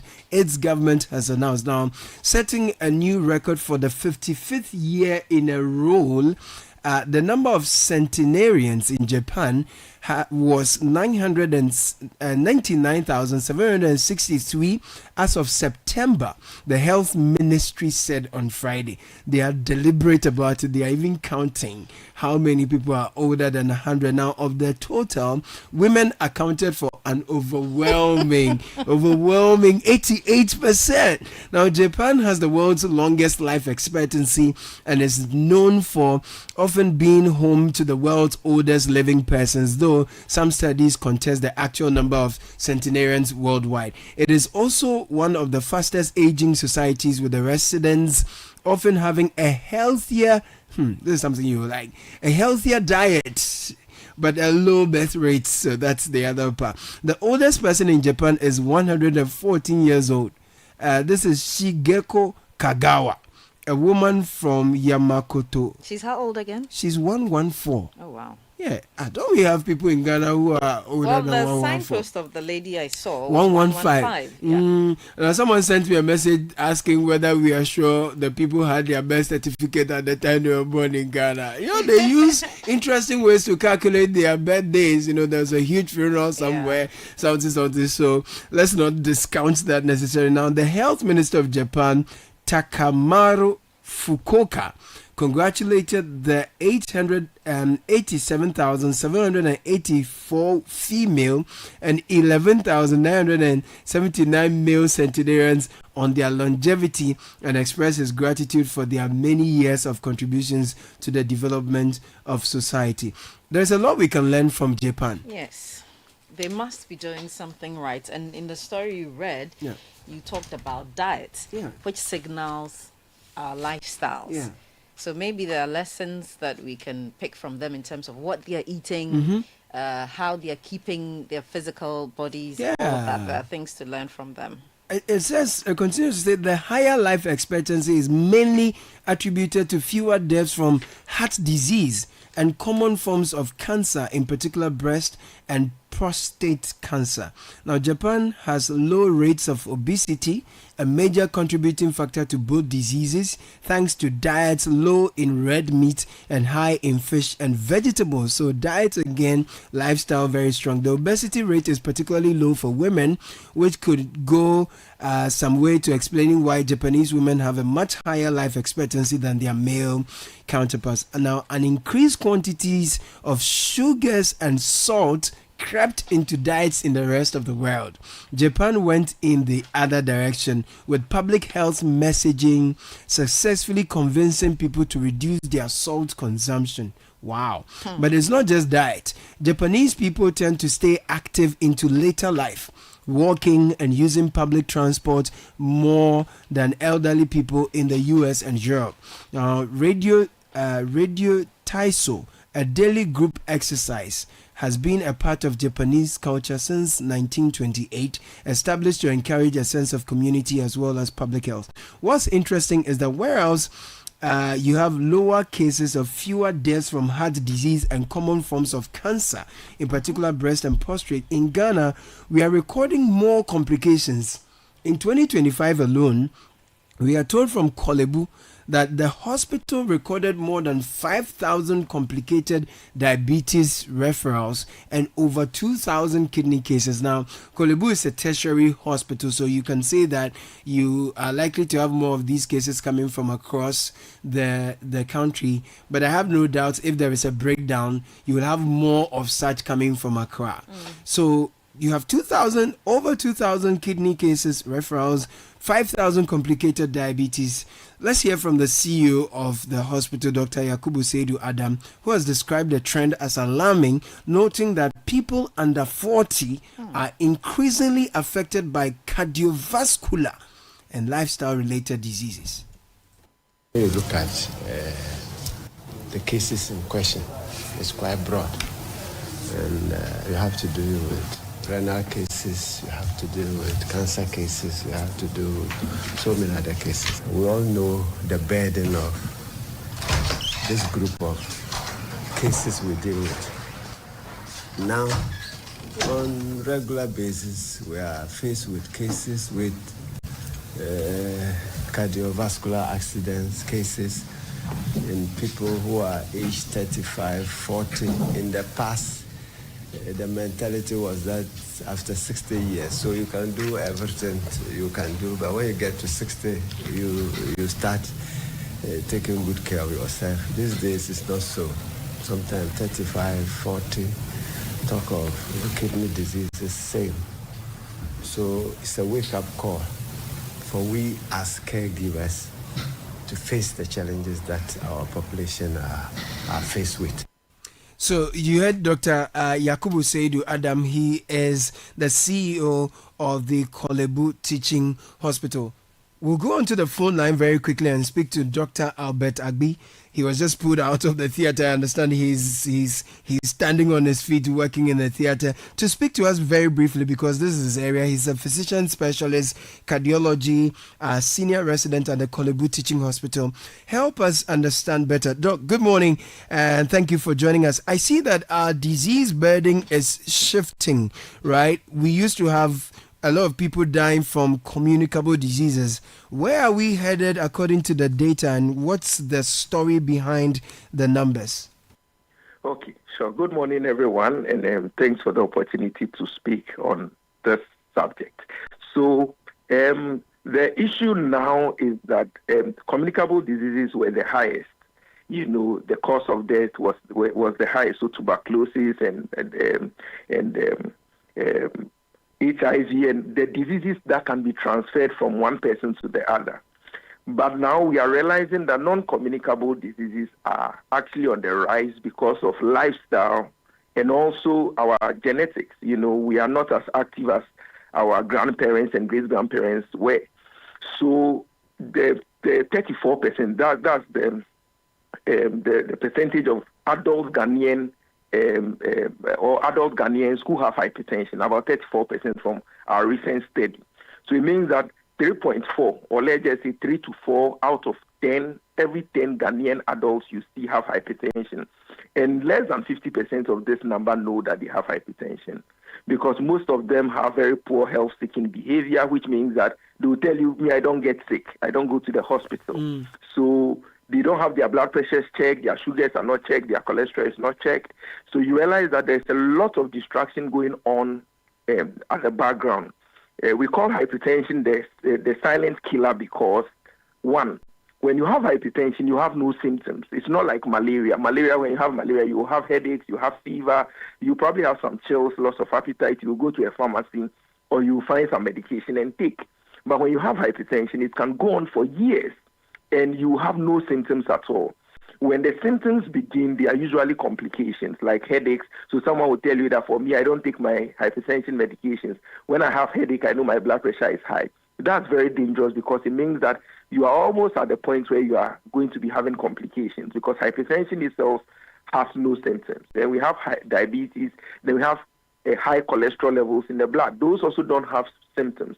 So what you normally get is now strokes, because that's the commonest cause of stroke. And then you have kidney diseases and you have heart attacks, which are on the increase. You come to a cardiology clinic now, it's booked for the next 3 months. You go to diabetes clinics, they are all booked. And those are even people coming in. How about the people who are out there, who are walking, listening to me right now, who haven't checked themselves in years? Even if they went to the hospital, it's for diabetes or some other minor things. Doc, did you say your theaters are booked for the next 3 months?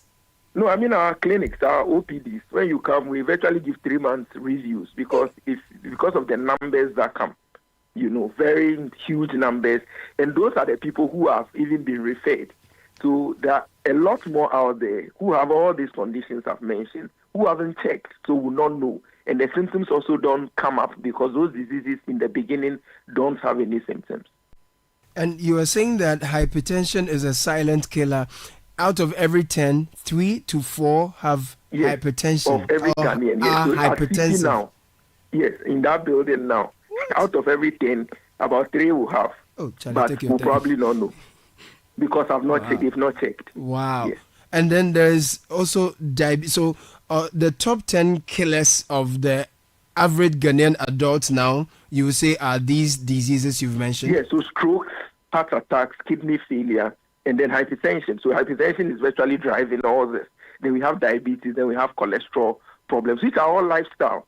We are moving less. We have very sedentary. Our work, is becoming more sedentary than active. So more the work I do and the work you do, you sit behind the console, you sit in the office, you work for very long hours. At the end of the day, you are tired, but you didn't do active work, as opposed to our great-grandfathers who were on the farms and who were doing manual labor. They were sweating, they were using their muscles. So you realize that there's a lot of cholesterol buildup in the blood because we are not active. We are eating, we are not using the energy. So then you have breakfast, you don't really do much, you are not active. You have lunch, you don't do much, you have dinner. You are eating late dinners, you are eating pork. Our diet is becoming more Western than fresh. We are eating all these things. So you look at Accra, there's a rise of all these restaurants, which is not bad in itself, but what are we serving in those places compared to someone who lived in a village who probably would just catch a fowl, kill the fowl, or go to the sea, get some fish or something and boil them. The things are green and all that. So you realize that lifestyle has become a huge part of why we are dying now from non-communicable disease. So when you have hypertension, you can't transfer it to another person. But then, of course, there are some genetic components to it. So if you have hypertension in your family, you have heart attacks, or someone has had a heart attack in the family, diabetes in the family, there is a genetic component, and then there is a lifestyle component that brings it on. And then maybe the final thing I'll say before you can ask another question would be that, how do you even call it? Oh, no, it's fine. So the final thing I'll probably add to this before I get to the end is that we are getting these diseases earlier. The diseases are coming in earlier. So, sometimes, previously you have 60, 70-year-olds being diagnosed because, yes, even if they come later. But now we have 20, 30-year-olds being diagnosed of hypertension, being diagnosed of diabetes. Yeah, many of them, students in school. I've worked in a medical school clinic before, and I've worked in a university hospital where students from school come, and we have many of our students who are on medications for diabetes, hypertension, cholesterol, and all that, with their complications. And obesity, so we are now seeing it earlier. Obesity too seems to be in the mix now. You see very young children, a lot of kids, and they are obese. Is it an observation that you can confirm with some trends from your end, with some data? Is obesity also becoming an issue as a result of our poor dietary? It's increasingly becoming an issue because of our food and our diets and our lifestyle. It didn't really used to be as big as before. And our food is basically carbohydrate driven. I mean, you look at the average Ghanaian's plate, you have rice. Rice is about 80%, and then if there's any fish at all, any other thing, you look at our kinke, you look at our banku, it's mainly the carbohydrates and a little protein and then maybe veggies. But when you look at recommended diets, you need a lot more of the greens, a lot more of the proteins, and a little carbohydrates. But then the trend is reversed in the way we eat, and it's also because of our pockets. You don't have the luxury of eating greens and meat or fish when you don't really have much. So you rather want to solidify your state by eating heavy, which is high on the carbs. Yes, then but I want to add also this. The obesity is on the rise, and we need to deal with that. But also, there are many slim people walking who are not healthy. So when we talk about obesity, that's the fat you are seeing on the outside, but there are 3 layers of fat, or 3 places you can find fat. You have fat in the blood vessels. The blood vessels are the tubes that carry blood around the body. Then you have fat in the organs. Then you have fat also, fat in the vessels, fat in the organs, and then fat that you see on the outside. So the stomach, the abdomen, and those other places that we usually see. So there are people who don't have fat in the areas that we usually see and say, oh, this person is fat, in quotes, or this person Talk is to me, big. Doc. Talk to me. But inwardly, they have a lot of buildup of cholesterol or fat in the tubes that carry blood. So they are still at risk of having these cardiovascular diseases, and they have all that. Although obesity has a very high risk and associated with all these complications, just being slim or normal weight doesn't exempt you. You need to be checked. You need to exercise. You need to be active, even if you are not as big. The other thing I see with these diseases, kidney, stroke, there are a lot of them. Their treatment is also very expensive. Every other time, people are reaching out to people they think can be of help in their inbox with stories. Social media is awash with fundraising exercises to support loved ones who are suffering from these diseases. One, is expensive to treat, and then 2, our health facilities are overwhelmed. We may not even have enough machines and medicines to treat them, isn't it? Yes, please. So, I mean, the more you delay in diagnosing the disease, the more expensive it becomes to treat. Because when you now come in with stroke, then it means that we now have to manage you physiotherapy, dietitians, and medications and all that. So you want to handle it when it's starting, because it's relatively cheaper then. We are spending a lot more on health than we are. There are many people who are gathering money, working hard, but by the time you are done making all the riches, you don't have the health to enjoy it. And that's what many people don't think about. So I'll give you an example. I drive my car. I go for maintenance every 3 months. They change my oil. Then there are spare parts I have to buy, I buy. No matter what the price is, because I know I need the car to move me around, I pay for it. But someone comes to the hospital and says, well, the medications are expensive. They are 400 cedis, they are 300 cedis. The same person will spend 10,000 to buy an engine or to replace something or buy some oil every 3 months. But that same person hasn't been to the hospital the whole year. But their car has been to the mechanic about 4 times that year. You understand it when it comes to cars, but don't understand it when it comes to your body. The body you need to move around. So we realize that the cost of health is on the rise because people are not taking care of themselves. They just feel like because they are feeling good and there is no symptom, they are okay. And then we are also not talking about the cancers, because if they are also non-communicable diseases. Yes, if you are a man listening to me, there's prostate cancer. By 40, you need to do your PSA. It's a blood test that you do to check the level of the prostate issues. I'll not explain it too much, but PSA, you need to do it every year. More so when you have a family member who has had prostate cancer or prostate enlargement, and there are people on herbal medications for these things when they can be treated.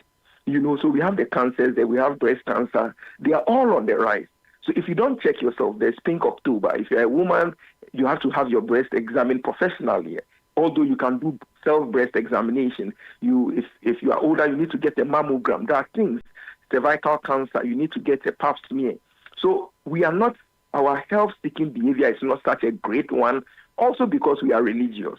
So or there are people in prayer camps, about things that can be handled, and they are not being healed. And at the last moment, they are referred to Kolebu, and then there is this perception about Kolebu that if you are going there, you are going to die. It's because people get there when they have complications. Those who don't have complications, and we treat them every day, and they go home. So our health-seeking behavior has to become better with the rise in non-communicable diseases like the cancers, hypertension, diabetes, and cholesterol problems. Dr. Albert, and this month is the World Heart Day, and our theme is Don't Miss a Beat. So we've been leading some advocacy about the heart and all these non-communicable diseases. So please, don't miss a beat. Your heart is very important. Don't miss a beat. Doc, I know we dragged you out of the theater, so thank you so much for spending time with us today. But what do we need to do at the national level? I have seen the initiative of the Mahama Care program trying to solicit funding to help with the treatment and caring of persons who have some of these diseases and all, which is great, and that deals with the curative side. On the preventive aspect, should there be a more aggressive national campaign, a public messaging into the public out there to conscientize people to adopt more, conscious, health-conscious lifestyle? When there was COVID, we're seeing messaging,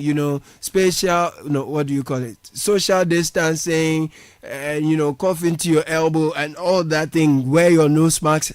That aggressive kind of communication, should we adopt such a thing? Would they help? Yes, it will. I mean, we are long overdue for that. We are long overdue. When HIV came, we met it head on. HIV AIDS Commission, you can have tuberculosis control program. All the communicable diseases have control programs, and those are strategies by the government to deal with it. So the question is, where is our hypertension control program? Because hypertension is killing us more now. So on the national level, there needs to be a refocusing to deal with this other things head on. I mean, we need the AIDS control program. We need all these other non-communicable authorities that we have with funding, donor support, and all that. We now need to redirect our efforts to what's actually killing us now.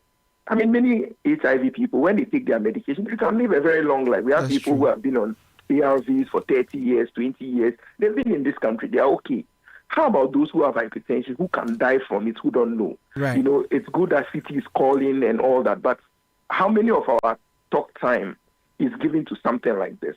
So our policy makers need to, they set the agenda, they set the conversations. If they set it now, you realize that media will follow. Everybody will be talking about it. The way we talk about AIDS, the way we talk about tuberculosis, the way we talk about like COVID, when it came, it was like a global thing. But who is talking about hypertension? Right. Who is talking about obesity? Who is talking about diabetes and cholesterol issues? Doc, thank you. It's high time that we rise up to get this done. I agree. Thank you. We'll leave it here, but I'll be inviting you to the Citi Business Olympics because we will be exercising, we'll be engaging some wellness, we are also trying to push from this angle. So I look forward to seeing you on the 27th of September at the Eden Heights Sports Complex for the Citi Business Olympics. I'm sure I'll try to be there. Yeah, the staff of Kolebu and also, your church members, you're all invited, Yes, Dr. Agbi, Reverend Dr. Albert Agbi, thank you for talking to us. He is a physician specialist, cardio at Kolebu Teaching Hospital. Very troubling information, but the good thing is that your choices and the decisions you make can help you not to become a statistic. More than 2,000 kidney cases, 5,000 complicated diabetes referrals. My goodness, it's a very troubling situation, and we're trying to throw some more light on this one. Sky is here, Francisca is here. Just a very quick information for you though. If you want reliable power, there's only one name, Cummins. At Cummins, our world-class generators are durable, reliable, fuel efficient, come with a world-class warranty, giving you peace of mind. 20 kVA, 30, 60, 100 kVA at lower prices. That's what you get. Buy today and enjoy free delivery, free installation and commissioning, free 500-hour service. Accra, Kumasi, Takwa. Cummins is your trusted partner for aftermarket support with genuine Cummins parts, fleet guard, filters, valvoline, premium blue oils, and expert servicing to keep your generators and engines at peak performance. Limited stock is available. Don't miss out. Locate us at Odoko Old KTS Yard. Call us 0549 777 and you are good to go. Look, the City Business Olympics is more than just a fun activity. The way it's going, it's a necessary intervention to keep our people fit, healthy, and well in general. Because from the conversation we had, 3 to 4 out of every 10 Ghanaians, between 3 to 4 have hypertension, which is a major cause of some of these other things like stroke, as Doc has made us understand. And the other part is that most of the people who do have or suffer hypertension do not even know. So it's a silent killer. Yeah. At the production meeting, you asked the question. Yeah. What did you ask me? I was asking, what do you do to stay fit? I asked myself, what do I do to stay fit? And it struck a chord with you. You were like, that's a good question. I didn't have good answers for that. From me? For myself. I mean, I was reflecting more for me because there was a point about those of us with flat stomach who think that we are healthy by virtue of our size. It's a good question to reflect on. And Doc, in your interview with him, has raised very significant matters that we need to reflect on. Yeah. For me, he's talking about checking up. Yeah. Going to the hospital to check regularly to check. If anything is wrong. When he spoke about obesity, he said the likes of you, those who appear very slim and healthy looking, maybe carrying something, suffering from something that like hypertension, a silent, disease. Yeah. And checking your health or going to the hospital for the regular checks, he talks about how we eat, our diet. The more Western and the more what do you call it? Processed our food. That's the word. I like the example he cited when he talked about the rural nutrition that somebody is just plucking tomatoes from his farm, walking to the seaside to get some fish. Fresh food is what we are not eating. Yeah. If you go to the market, many people complain about buying fruits and vegetables from the market, and 24 hours after sending them home, bad. They start to Even go bad. When you keep it in the fridge. Even when you keep it in the fridge. Some people are concerned that they may be sprayed with chemicals to keep them fresh as a way of preserving them for longer periods. But that in itself raises a health concern because we do not even know, if that's the case, we do not even know that those substances are healthy or not. Yeah. And he also spoke about a lack of physical activity. The more sedentary our lives are becoming as we live in the urban areas. And talking about the urbanization, it's not just the sedentary lifestyle that we have, but also look at our cities. They are not planned to make it easy to walk around or to go for a jog because there are also road safety concerns, etc. And then it's also the kind of foods available. Without, any prejudice to any restaurant or any, small canteen around, we are selling a lot of unhealthy noodles and spaghetti with a whole lot of combinations, lots of oil, lots of spices, and all that. So there's the need for a lot of education about nutrition and what we're eating as well. The other part of the whole conversation is physical activity, which we have mentioned. Yes. Now I want to talk to my namesake, Caleb Ando. He's a physiotherapist. Oh, wow. We want to establish the relationship between physical activity, sports, massage, and wellness and good health in general. So, Caleb, thank you for joining us. It's good to have you for this conversation. Thank you so much. Great. So we are seeing a situation where our hospitals are inundated. More non-communicable diseases are being reported, and we are told these are all as a result of lifestyle-related activities. How concerning is this from where you sit? Thank you. Good morning to you, and then good morning to all your cherished listeners. I should say that this is very concerning from where I sit. It's good that a doctor spoke earlier, and he spoke about how concerning it is, but it's very concerning, and we must take this very seriously as a nation.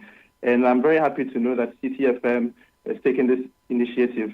And I wish all, radio stations and TV stations will do likewise. And even all the policy makers will follow suit. This shouldn't end here. It's very concerning, very alarming for a nation. A young nation like us with a young population like this, we should take this very seriously. Yes, please.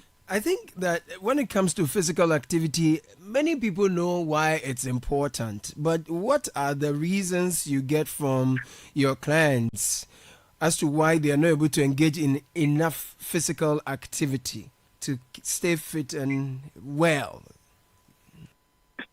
Okay, thank you once again. I will want to address this question from another point of view, if you will permit me, because I think that the reason why people are unable to engage in physical activity is because we have a mindset or an idea about physical activity that it should be very tasking, it should be very demanding and very exerting.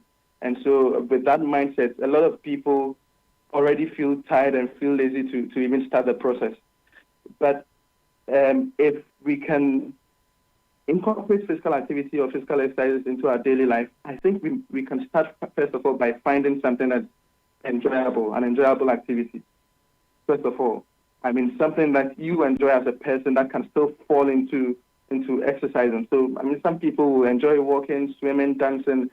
All these things can be, but we think that it has to do with going to the gym, hitting the gym, picking the weight, doing something that will be very demanding. And secondly, because people don't schedule physical activities. We don't make a conscious scheduling. We say, okay, I need to engage in physical activity, but there's no conscious scheduling into our daily routine.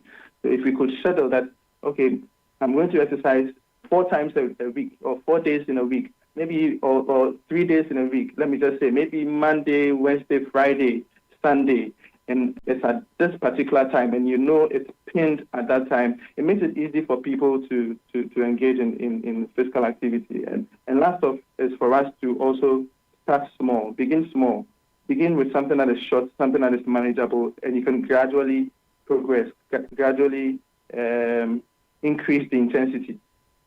And I also think that, going back to the way you asked the question, I think that your colleague panelist mentioned something even before I came on the call when she said that we don't have structures in place as a nation. We have bad road network, and so people use that as a concern, and they have a very legitimate concern, especially the elderly folks. We don't have things put in like parks that people can go to have or to exercise, that people can go in groups to exercise. So it becomes difficult for some people to engage in exercise. You just have a few people doing that, which is not ideal anyway. Yeah.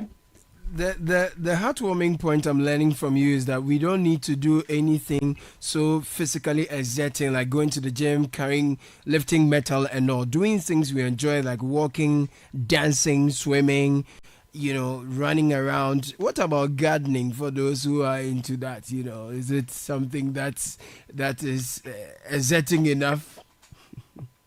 Well, so gardening could be a good way of engaging in physical activity. But we also need to understand that, so in as much as I said it's okay to start small, I also mentioned that as you start small with short and manageable sessions, you need to progress. You need to increase your duration, increase the activity. So if gardening is what you find enjoyable for you to do, then it means that we have to incorporate ways to make this gardening progressive, or the intensity and the duration of this very progressive. And for a very young person, if you are gardening in your backyard and it's, let's say, it's a very small area, it may not be what your body needs because of your relative to your age or comparative to your age. For an elderly person, it could be because 10, 15 minutes, 20 minutes, 30 minutes of gardening could task the heart, but then we also need to progress. Right. So for young people, even though you're gardening, you need to do something that it shouldn't necessarily task you, exert you, but you should have to feel that there's a change. It's not a general. It's not like my everyday lifestyle. Yeah.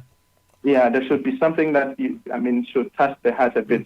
So, Caleb, I know this is a medium of radio and all we have is words, but are there any simple physical activities, moves that people can make, can engage in on a daily, regularly, that is good enough if they are not perhaps swimming, walking, going to the gym? Are there any basic, moves that people can do regularly that will suffice? Oh yes, please. There are lots. The number of simple exercises out there are overwhelming. But for people, because most of our young people work in corporate spaces, something small as sitting to stand. So let's say you take 10 minutes of your break, 5 minutes. It could even be as small as 5 minutes of your break. So what you're doing is that in a seated position, you're standing and sitting. So you just stand, you sit back, stand, sit back. You could do that about 10 reps, right? And then maybe repeat it again for about 2 to 3 sets within the time. Exercise like forward flexion, so standing and bending over slowly to touch your toe and coming back up. It's the repetition of these things that really make it effective. So you just repeat it, maybe 10 repetitions at a time, and you can do about 2 to 3 sets of them. Just simple arm lifts and down. So lifting your arm up and down, tilting your torso to the side and back, and doing it repeatedly and consistently.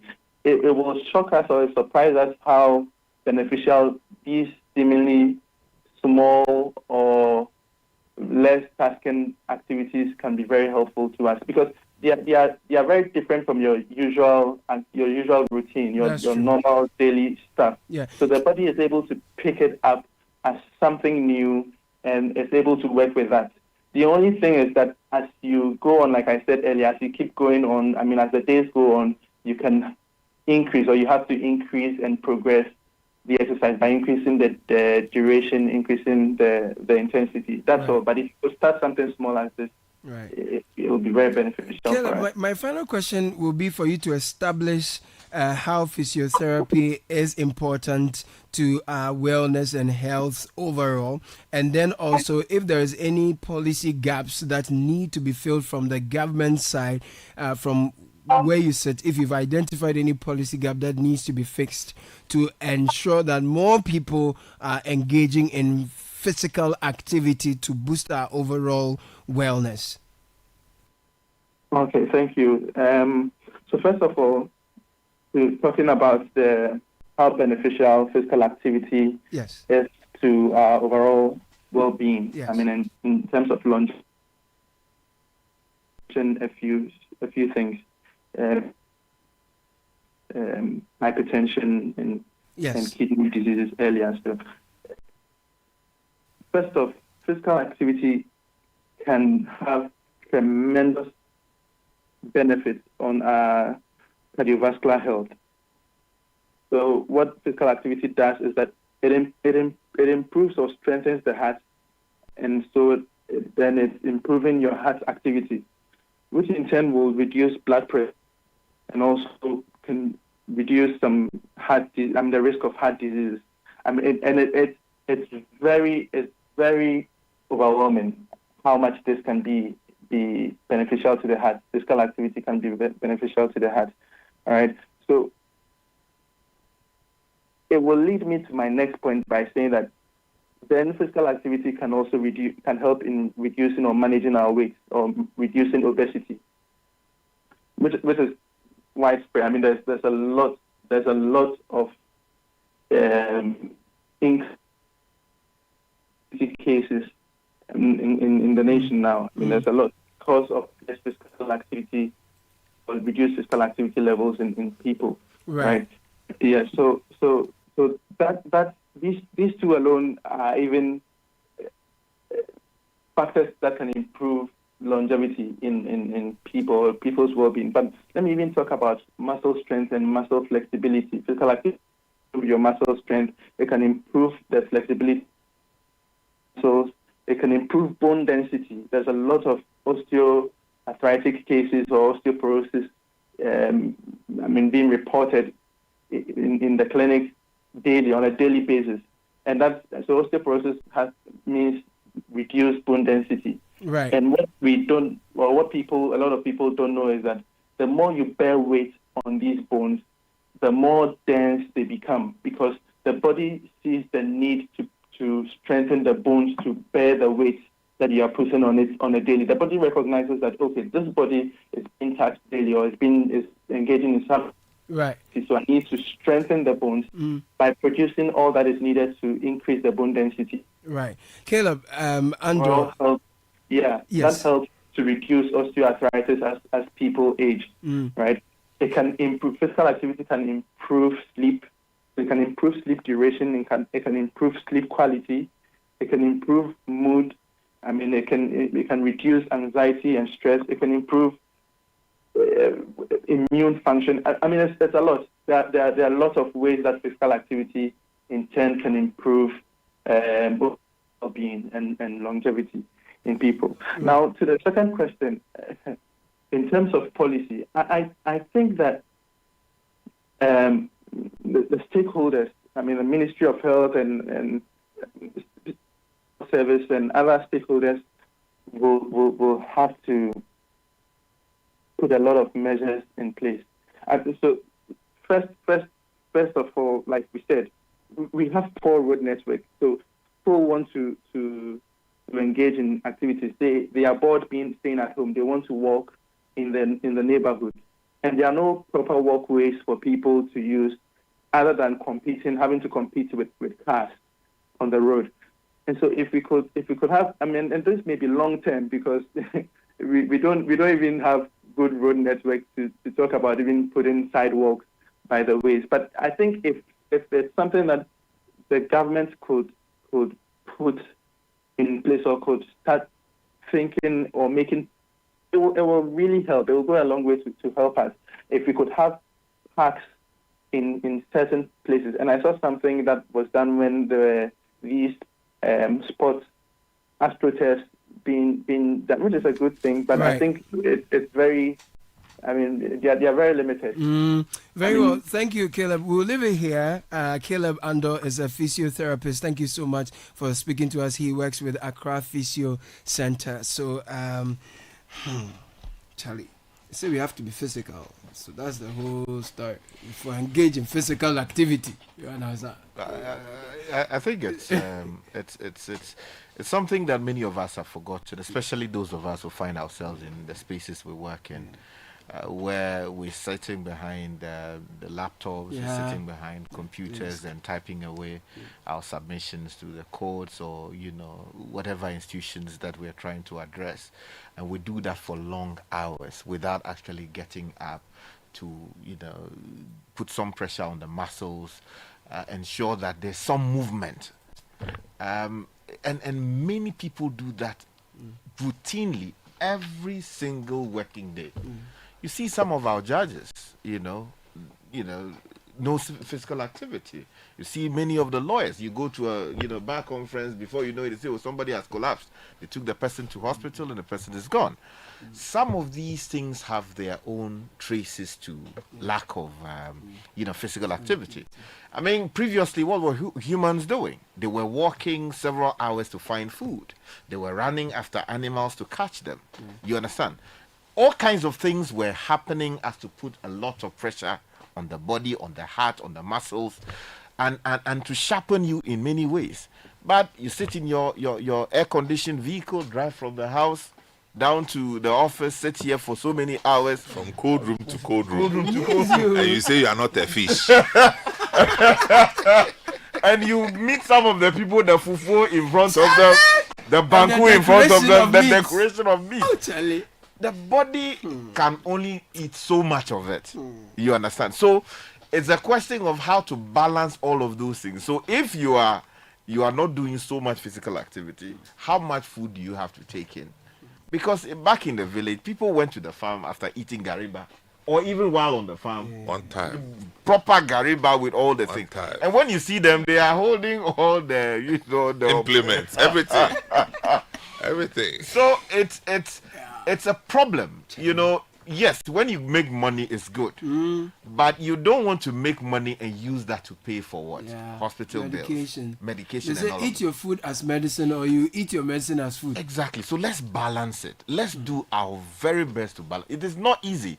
Yesterday I was talking to a relation of mine, and I was talking about some of these things. That look, you have been told that A, B, C, D is your problem now. Yeah. High blood pressure is a problem. If you read literature, one of the biggest problems we have along the coast of Ghana is high blood pressure. And according to many of the records I've read, it would seem that there is a direct correlation between consumption of salt, high quantity of salt, and high blood pressure. And people who have cut down on how much salt they take in have seen some relief. When we're doing the flood disaster relief program, the Volta flood disaster relief program, we went to the Anyako, Seva, Kong, all of these areas. And when they did the, how do we even call that? The outreach program where the doctors go and do the assessment. It was high up there as one of the highest problems that the people were dealing with. Of course, they gave them some medications to deal with it. But you see, these medications, the doctors will tell you that exactly they mask the problem in a way. The real way of dealing with the problem is gradually reducing your salt intake. I have relations who have had to deal with this. And me, myself, since I stopped dealing with salt in the quantity that I always knew, I have seen a marked change in how my body. But that's the thing, because sometimes we like our food spicy and peche and oily, and the meat, a lot of it. We like a lot of red meat also. The doctor talked about pork. Someone sent a message. He's not happy at all. Oh, no. I mean, look, I think, again, we are talking about lifestyle. Exactly. And how our lifestyles expose us to diseases. If you used to do it before, with new knowledge, you are being told that be careful.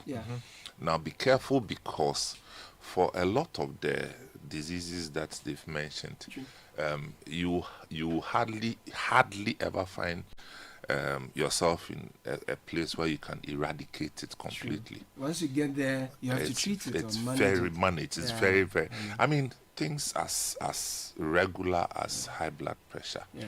I mean, it's not going to go away, but so it's out of control, if you like.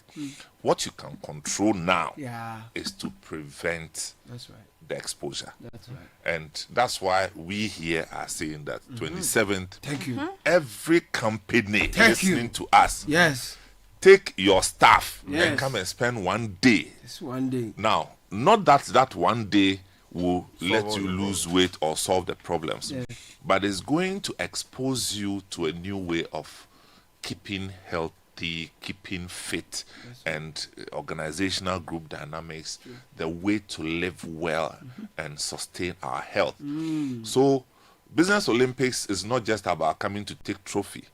It's about renewing your energies to chart a new path of healthy living. And this time we're not just doing competitive sports. Competitive is there. It's happening. And then we have the non-competitive then the workout sessions. That's right. So the workout sessions is key because I'm going to lead one. I'm telling you. Breaking news. Is this really a threat? You are leading a workout session. I'm leading a whole 1 hour workout session. Only I'll lead from behind. No, you are leading a workout session. Mano yo man, mano yo man, Ghana o, mano yo man, mano yo man, mano yo man. He go there, follow your man. But he will be the leader. Sometimes you are leading a workout session. I have to lead it from the back. No. You know, the reason is that I have to see everybody. So that you can know who is performing and who is not performing. So please, please share the number 0558 973 973. You had between yesterday and today, right? Yes. To do the payment, register and get on board 0558 973 973. If your HR has not registered your company yet, rush to the office and say, listen, HR. Mommy. One register,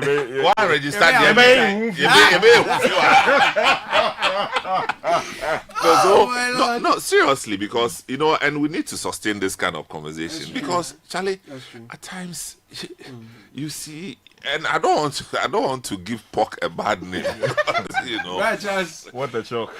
No, the thing is that it can be pork, it can be beef, it can be chicken, it can be whatever. I mean, you are eating chicken, thinking that chicken is healthier, but you eat with the skin and you eat every part in large volumes, including the bones, everything. And you you see. So what I'm saying is too much.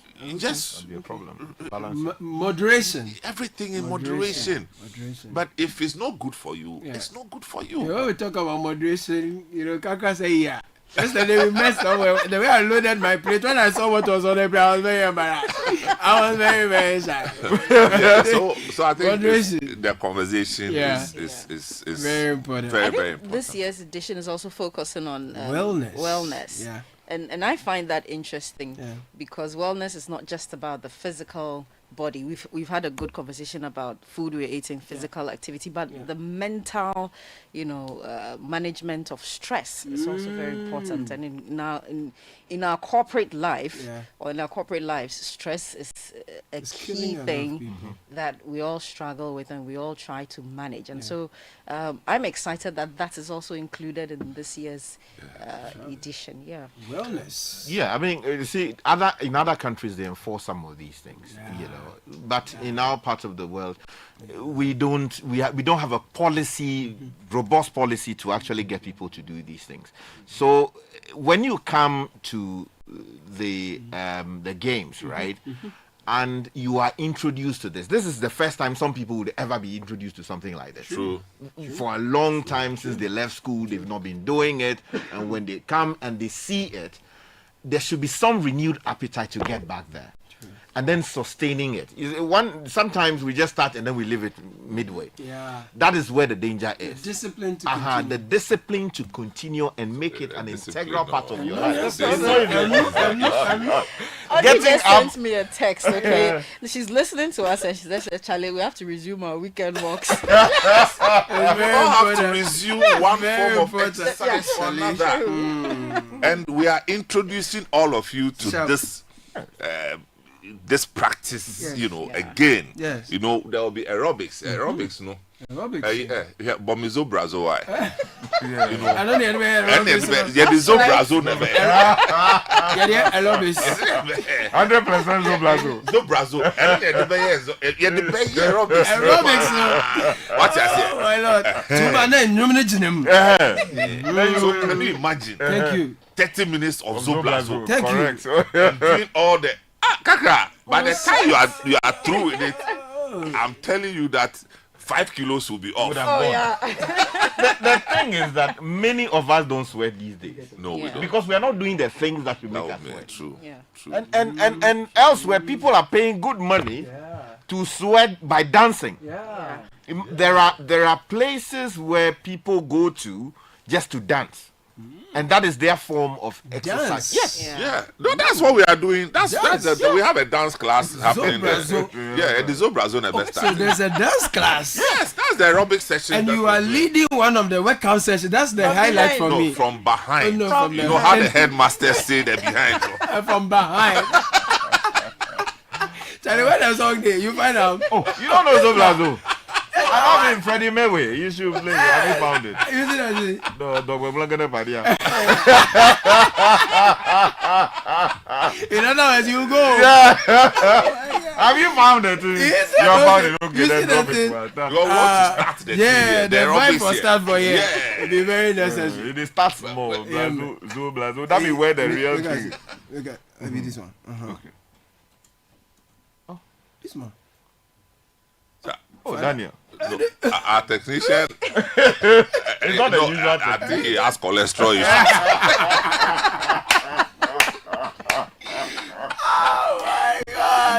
No, but Zobra will be in the mix. Yeah, that's right. That's and right. we'll be having aerobics, workout sessions. There'll be 7 aside. Yeah, football, volleyball, swimming, basketball. But yesterday I told you sacris. about the swimming too. You threatened they that. say if you jump inside the thing, the water will finish. No. You're serious about the swimming? No, I am. Wow. No, he's been doing it for like 2 years now, right? Yes. So that you've been swimming? No, I do. Oh, wow. Oh, I do, my brother. Wow. I'm doing it on Saturday. Yeah, that's right. But we shouldn't fill the pool to the brim. You see, what was silly? Silly. What was silly? You understand? And you don't get it, Yama. Thank you.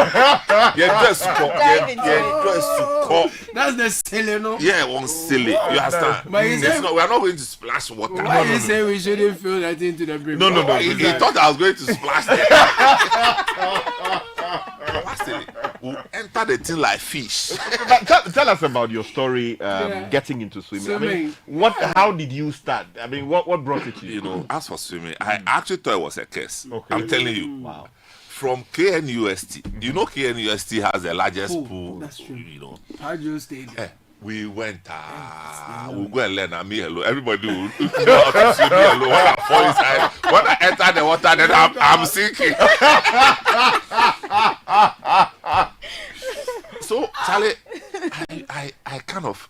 So why be alone? And the thing is that when I was a kid, I was able to swim in rivers. Okay. Ooh. From Kumasi, I could swim in rivers. In the eastern region, I could swim in rivers. So you swam in the brim? Yeah, but you know the brim, not brim, Not so pram. deep. Okay, Pram is pram one is of the yes. But the river swimming, you didn't have the opportunity to do long because those rivers were not too big. Yes. Now I come to tech, I noticed that the swimming that I knew in the village. It's a different one. This is a whole swimming pool. And then the worst part is that people had to wear swimsuit before swimming. We know they wear that. We just enter the you know. And then the next surprise was that my children could swim. And I had to sit and watch them swimming, but I had to pretend that I knew how to swim. And you were giving instructions. I was giving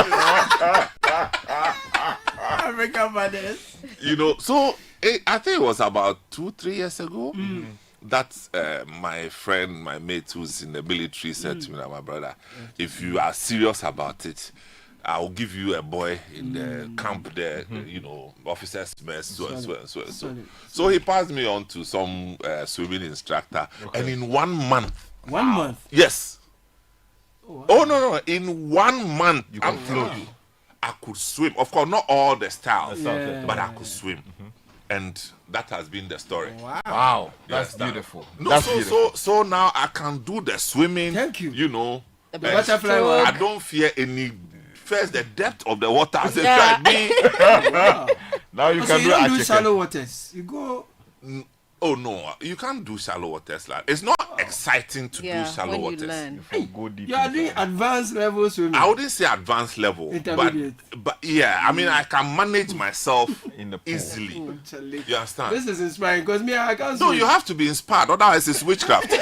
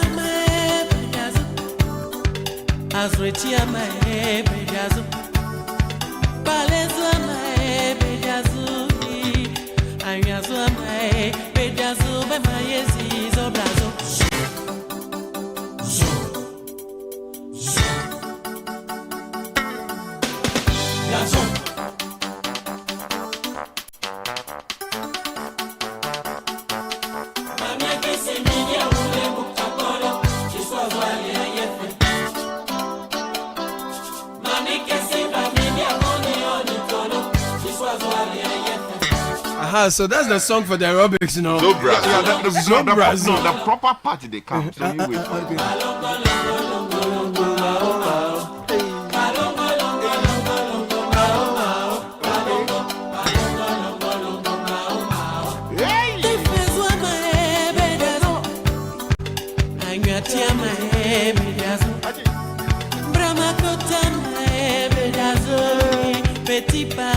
Pariame. So they say left, right, left, right, left, right. Yeah.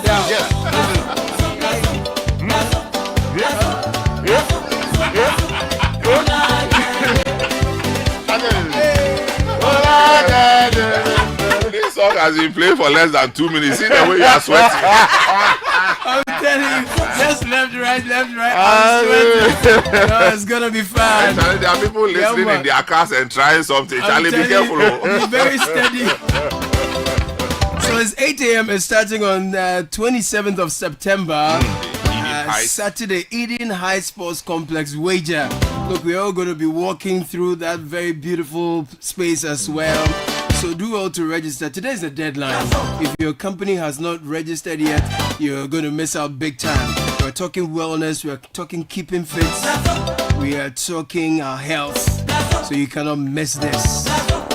0558-973-973. Sky, there are some messages, right? So many messages. Yes, we can take some of these comments coming in. This one is coming in from Kwamena in Ashoman. Says, good morning, Caleb and the team. Thank you for your insightful conversation with the doctor, as always. We need to indeed be more conscious and deliberate about our health and related lifestyles. I like his car maintenance analogy. Food for thought. True. But on a lighter note, what has pork done to dog?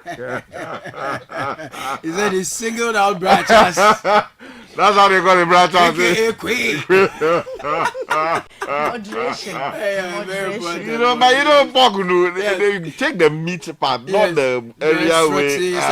Because that was pork has no meat part. The oil part. Oh no! Pork has no meat part. Everything is oil.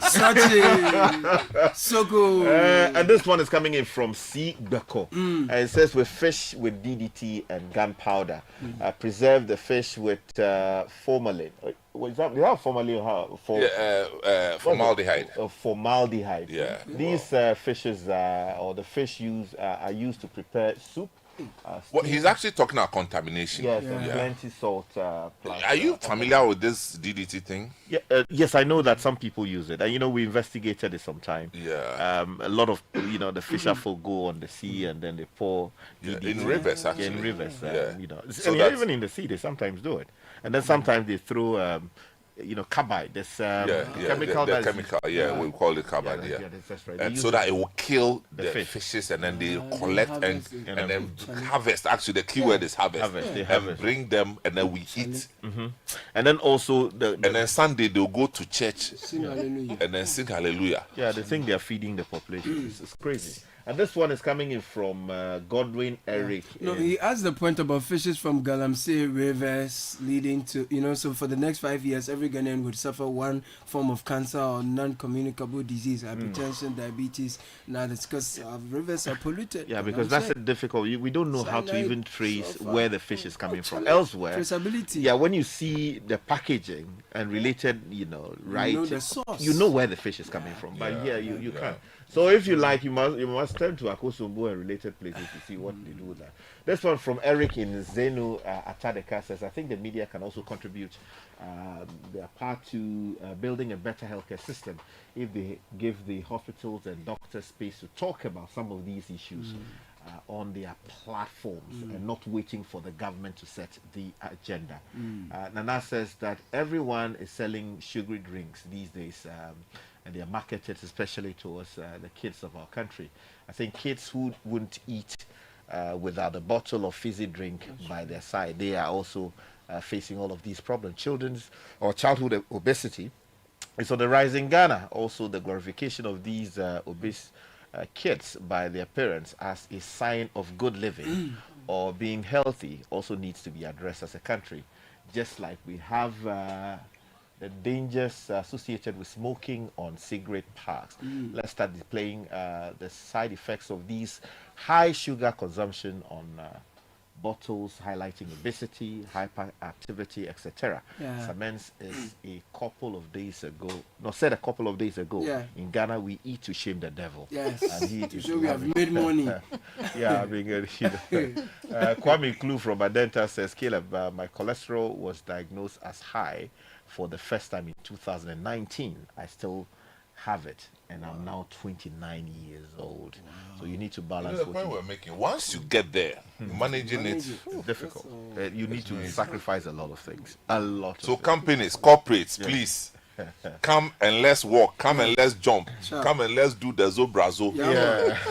Kwame says one hack I used, and which I do recommend for office people, is not to use a water bottle, fetch water and put on your desk. Okay. Rather, get a cup, and anytime you need water, you walk to fetch it. Okay. As a form of being active. I think that's a brilliant one. So that when you have it in small quantity, you are always compelled to get up to it. And when you live in a story building, like in a story building, make sure that the water somewhere is down there. So you use the stairs frequently. Yeah. This one says, Caleb and Kakra, there's nothing to learn from Japan. We decided to throw our lives away. My grandmother died at the age of 135. Whoa. Wow. The younger sister is still alive at 120. Whoa. Ooh. And my father is 95. Whoa, this family is... And you are not Japanese. Exactly. You know, in the villages, they do a lot of walking and they eat the green things, They walk up mountains to farm. Yeah, they don't drink these chemicals in the name of drinks. They are active with farm activities, and they walk around a lot. These days, where the areas we used to refer to as villages are no more villages. Because fast-moving consumer goods explosion have taken over these villages. Yeah, that's true. Soft drinks in the villages, all sorts of soft drinks. It never used to be like that. Processed foods. They were remote. So that's why these non-communicable diseases are reaching these spaces now. And most of the time, they handle it with herbal, remedies, which may not be too scientific. Some may do the job, but end up giving you other problems, And so it's an epidemic, actually, that we find ourselves in.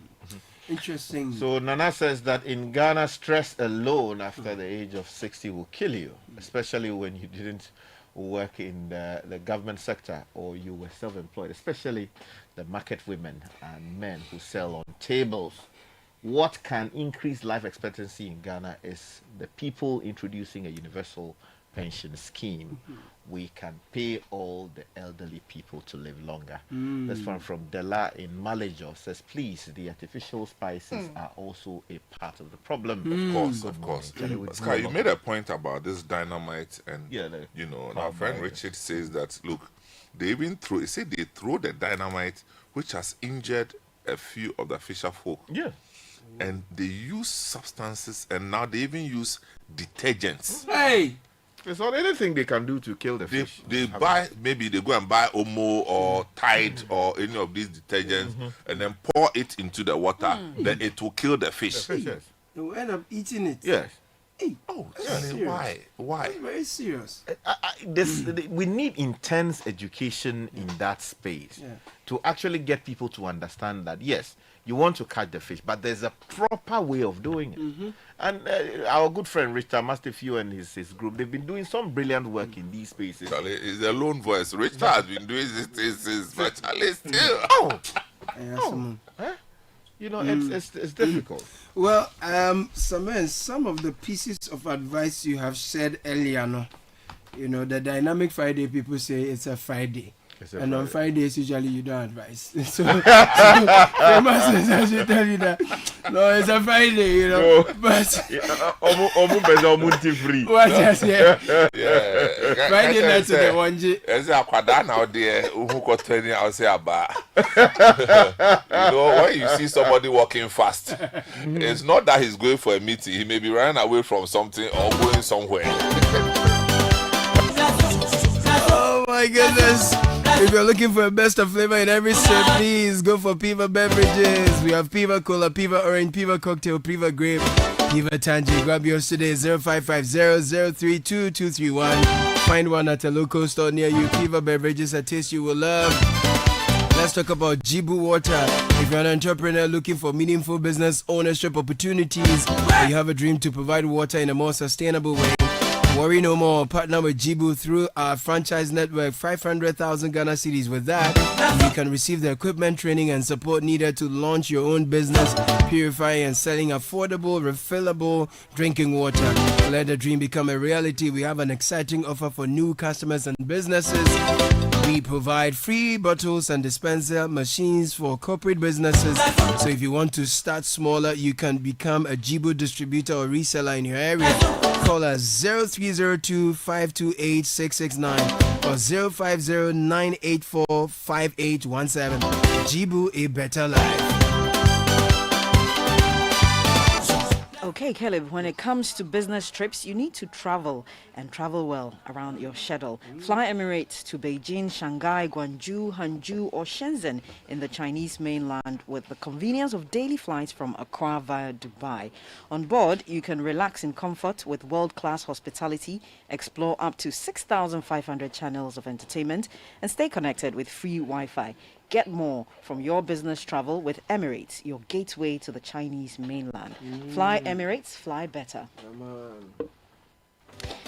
Now, Roberts & Sons Limited Optical Services would like to say a big thank you to all its loyal customers for 35 years of patronage.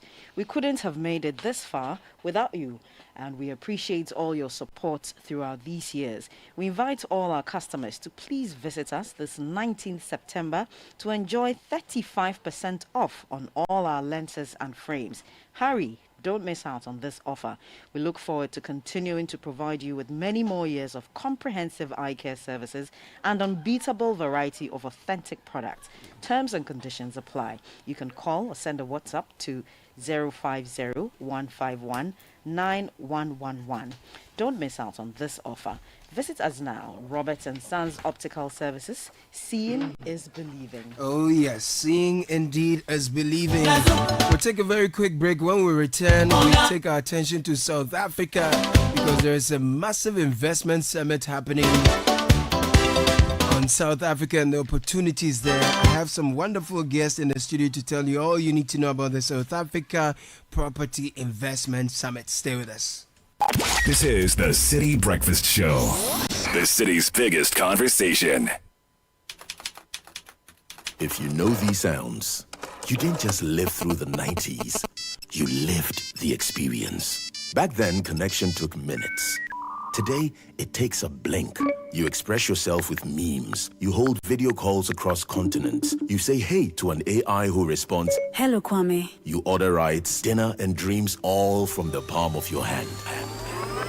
A lot has changed, so have we. For over 3 decades, EcoBank has evolved with you, leading digital banking in Ghana and across 33 African countries, pioneering solutions built around how you live, move, and dream today. From our express points to EcoBank Pay, online banking, and the mobile app, we are where you are.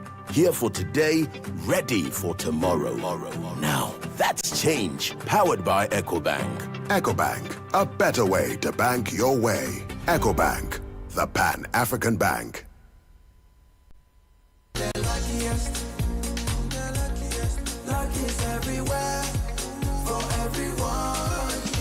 This year is going to be sweet. I don't just feel it, I know it, because the Luckiest Season 3 is back. And I'm about to show you how to grab your golden ticket. Just dial *712# and follow the prompts to purchase your ticket. Or go to theluckiestafrica.com, hit community tickets, and pick your lucky number. Or let the system do its magic. Choose how much you want to spend from 1 to 5,000 Ghana cedis. You can even buy a ticket for someone else. Be someone's hero. Payment? Easy. Mobile money in Ghana or card if you're international.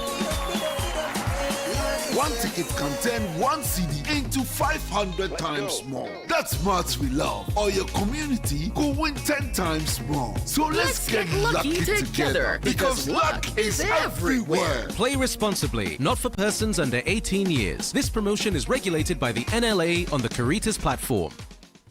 Do you know what that is? It's the sound of me looking into my Nido 23 grams promo sachet for a code so I can win in the Nido Opa Tampamo promo. Yes, the promo is back again. Bigger and better. Become one of the 5 lucky winners of a fully paid family getaway in Nido's Obatampa promo. Look inside your Nido 23 gram promo sachet for a code and dial *380*11# and follow the prompts for a chance to win big at Dipashimwampa. Nido, your love, their future. This advert is FDA approved. This promo is regulated by the NLA on the Caritas Lottery platform. T's and C's apply. It's the Electroland Back to School promo. Get huge deals on NASCO LED TVs from $899 CDs. Washing machines from 1,399 Ghana CDs with free iron on some models. AC from 2,799 Ghana CDs. TCL TVs with free 43 or 55 inches TV on selected purchases. Grab a Samsung 43 to 65 UHD Smart 4K TVs and get a free TV wall bracket. NASCO top and bottom mount fridges from 1,499 Ghana cedis with free portable juicer. Ceiling fan for 449 Ghana cedis. Grill microwave from 949 Ghana cedis. Garment steamer for 699 Ghana cedis. NASCO blender for 219 cedis. Tabletop burner for 449 Ghana cedis. Rush and get yours. Visit www.electrolandgh.com or call 0503 159 739. Don't miss out on these amazing deals. This is the Citi Breakfast Show, the city's biggest conversation.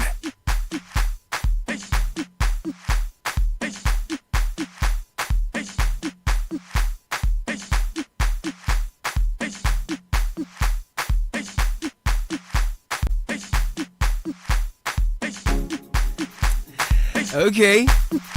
When you hear Jerusalem, you know we are heading down South Africa. Before we get into the conversation on South Africa Property Investment Summit, Zenith Bank Ghana is 20 years old. The board, management, and staff of Zenith Bank Ghana extend their profound gratitude to you, valued customers, partners, stakeholders, and friends, for 20 years of banking excellence. It's been 2 decades of impact and a lifetime of shared growth, and you have been at the heart of our journey. Jerusalem. So we say thank you for your unwavering trust, loyalty, and support. Here's to the next 20 years and beyond of even greater possibilities with you. Thank you for banking with us. Zenith Bank, in your best interest. And when you buy anything, it's got to be the very best.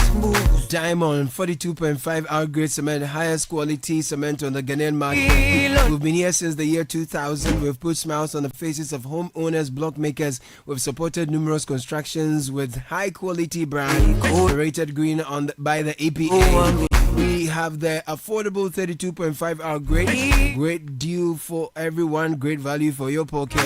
You deserve the very best, so make Diamond Cement your number one choice for all your building needs. If you want to buy Diamond Cement, please deal with the company directly. Locate our Diamond Cement Ghana Limited nationwide. Our factories, however, are in Aflao, Takrady, and Bwepe. 0540 111 Diamond Cement still as hard as a diamond. Who do I have with me here? Kek Dela Age and Sekpo Dome Agbodo. Did I get those right? Yes. Gentlemen, welcome to the studio. Thank you so much for joining us. Thank you very much. So you are co-founders of South Africa Investment Properties. Yes. Tell us about South Africa Investment Properties. So, we're basically trying to promote investment through tourism. Okay. We're trying to get people to go down to South Africa, explore tourism, at the same time exploring the real estate opportunities. I see. Bearing in mind that the real estate and the tourism goes hand in hand. But why the choice of South Africa? Could have been Egypt, Seychelles, Cape Verde, Nigeria, Ghana. Why South Africa? Well, South Africa is more stable when it comes to the property, landscape, and it's well regulated. It's not like other countries whereby, there are a lot of, unregulated, services that. So it's a properly regulated space, and it's a stable place to put your investment. Exactly. Safe place to put our investment. Exactly. But let's discuss some of the, as it were, perceptions people have about South Africa. Yes. Let's get into that. Which prevents them from visiting or traveling or touring South Africa? Yes. And what's the reality? Yes. Basically, I stayed in South Africa for over a decade. Oh. And where were you? Cape Town? I was based in Johannesburg. I stayed in Cape Town, then I moved to Johannesburg. Okay. But I'm based mostly in Johannesburg. Right. So there's a lot of times that you hear a lot of negative perceptions about South Africa. Mostly xenophobia, the HIV pandemic, and crime rate. And I feel like most of the time the good news doesn't really get to the people. So for instance, when it comes to xenophobia, mostly they will be saying that the people who are around us are taking our jobs, right? But it's just like the other day in Ghana when the Ghanaians were marching to say that the Nigerians are taking their jobs. It's just something it's an episode. It's not an established thing that happens all the time. Is that what you're saying? Yes, and that's your experience. Yes, and it mostly also happens within the townships. So places like, let's say, Ashama, and it doesn't get blown into places like when you stay in Tema, like Community 7 and all that. So it's just within a limited space. So it's episodic, it's not sporadic, it's not widespread. Yes. Okay. Yes. So there's a thing about xenophobia, crime, and HIV as well. I mean.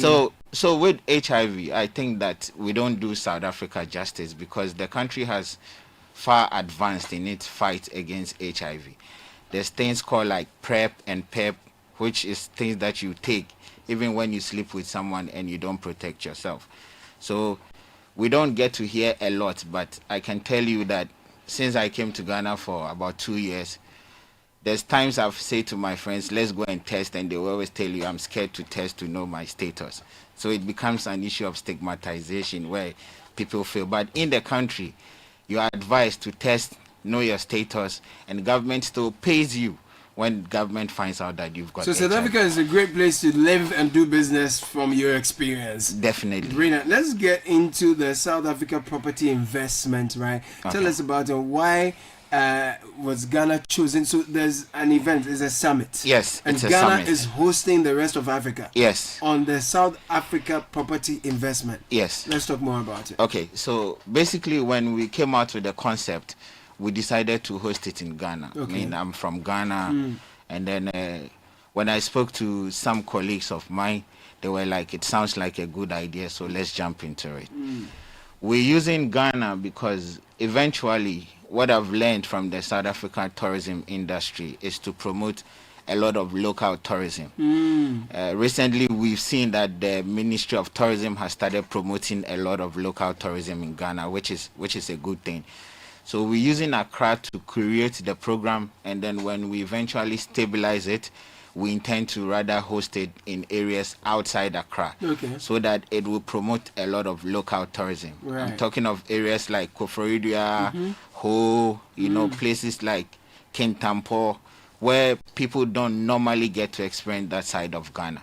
Whenever tourists come to Ghana, it's Accra, Cape Coast, Takoradi. So let's walk through the sessions of the conference, right? But before then, what makes South Africa's property market attractive to investors right now? So South Africa is Africa's biggest economy. A lot of people go there to seek opportunities. Okay, like I'm saying, I've stayed there for over a decade. And I think one thing for me is that once you are in a high tourism area, or you buy a property in a high tourism area, the management partners will list it on Airbnb and Booking.com and stuff like that. So they will send you monthly reports to see how much you made. And there's also a financing model. So when the partners come on Tuesday, when the partners come for the program next week, they will explain how you are going to qualify, what are the key requirements you have to meet to be able to qualify for that model. Okay, so who is invited to this summit? Where is it happening? What time is it? Give us details, please. Okay, the summit is going to happen at the British Council on 26th. We're having a morning and afternoon session. So, and it's open for the general public. Okay. Especially those who are interested in investing in property. So, like when you have a steady income, a stable income, it can be, let's say, a doctor, a nurse, businessman, someone who's already in the property, market space. Yes, it's open to the general public. So we should come and learn more. There will be sessions morning, afternoon. Walk us through each session and how it will go. Okay, so the morning session starts off at 10. Like I'm saying, the partners will come in. We have Mr. Pulhe Mampuru, who is a seasoned lawyer, who is also going to educate the Ghanaians who are probably in the real estate sector and thinking of moving their operations down to South Africa. We have Mr. Tulani Kumalo, who is also a bond originator, who will explain to the people what will be the key requirements for you to qualify for up to 50% financing through the banks. We are just the facilitators, and then eventually when you come, we'll show you how to go on like property24.com and then look out for your own properties. Only when you identify the properties that you bring to us, we'll send to our partners, then they'll begin to look. How can participants register to be a part of this? So they can go to www.sapis.africa, or they can go to www.eventbrite.com. So Sapis is SAPIS. Yes, Sapis is, so it's www.sapis.africa. Okay. Or they can go on www.eventbrite.com and look for South Africa Property Investment Summit. That's a good one. Thank you for coming. What will be your final word to us before you take leave of us, please? We'd like to say thank you to Citi FM also for the opportunity. And also, as a tourism company focusing on investment and trade tourism, we are hoping that eventually, when you guys do This Is Ghana, we will also be able to bring people from South Africa to attend that event as well. Amazing. Sekpo Doma Agbodo, Kek Dela again, co-founders of the South Africa Investment Properties. Thank you so much for passing through. Thank you very much. Wish you all the best on your summit. Thank you. We'll take a very quick break. When we're back, we'll wrap it all up. This is the Citi Breakfast Show, the city's biggest conversation. It's our last Citi encounter of the year. Let's close out 2025 in style. Join the KICC family at the Accra City Hotel on Barnes Road this September Thursday 25th at 6:15 p.m. for a time of powerful worship, warm fellowship with people from all walks of life, and a transformative word to ignite your spirit. Don't come alone. Invite your friends, colleagues, and loved ones to this refreshing evening. Save the date. Spread the word. Show up expectant. We can't wait to see you at Accra City Hotel on Thursday, September 25th at 6:15 p.m. Come expectant, leave empowered.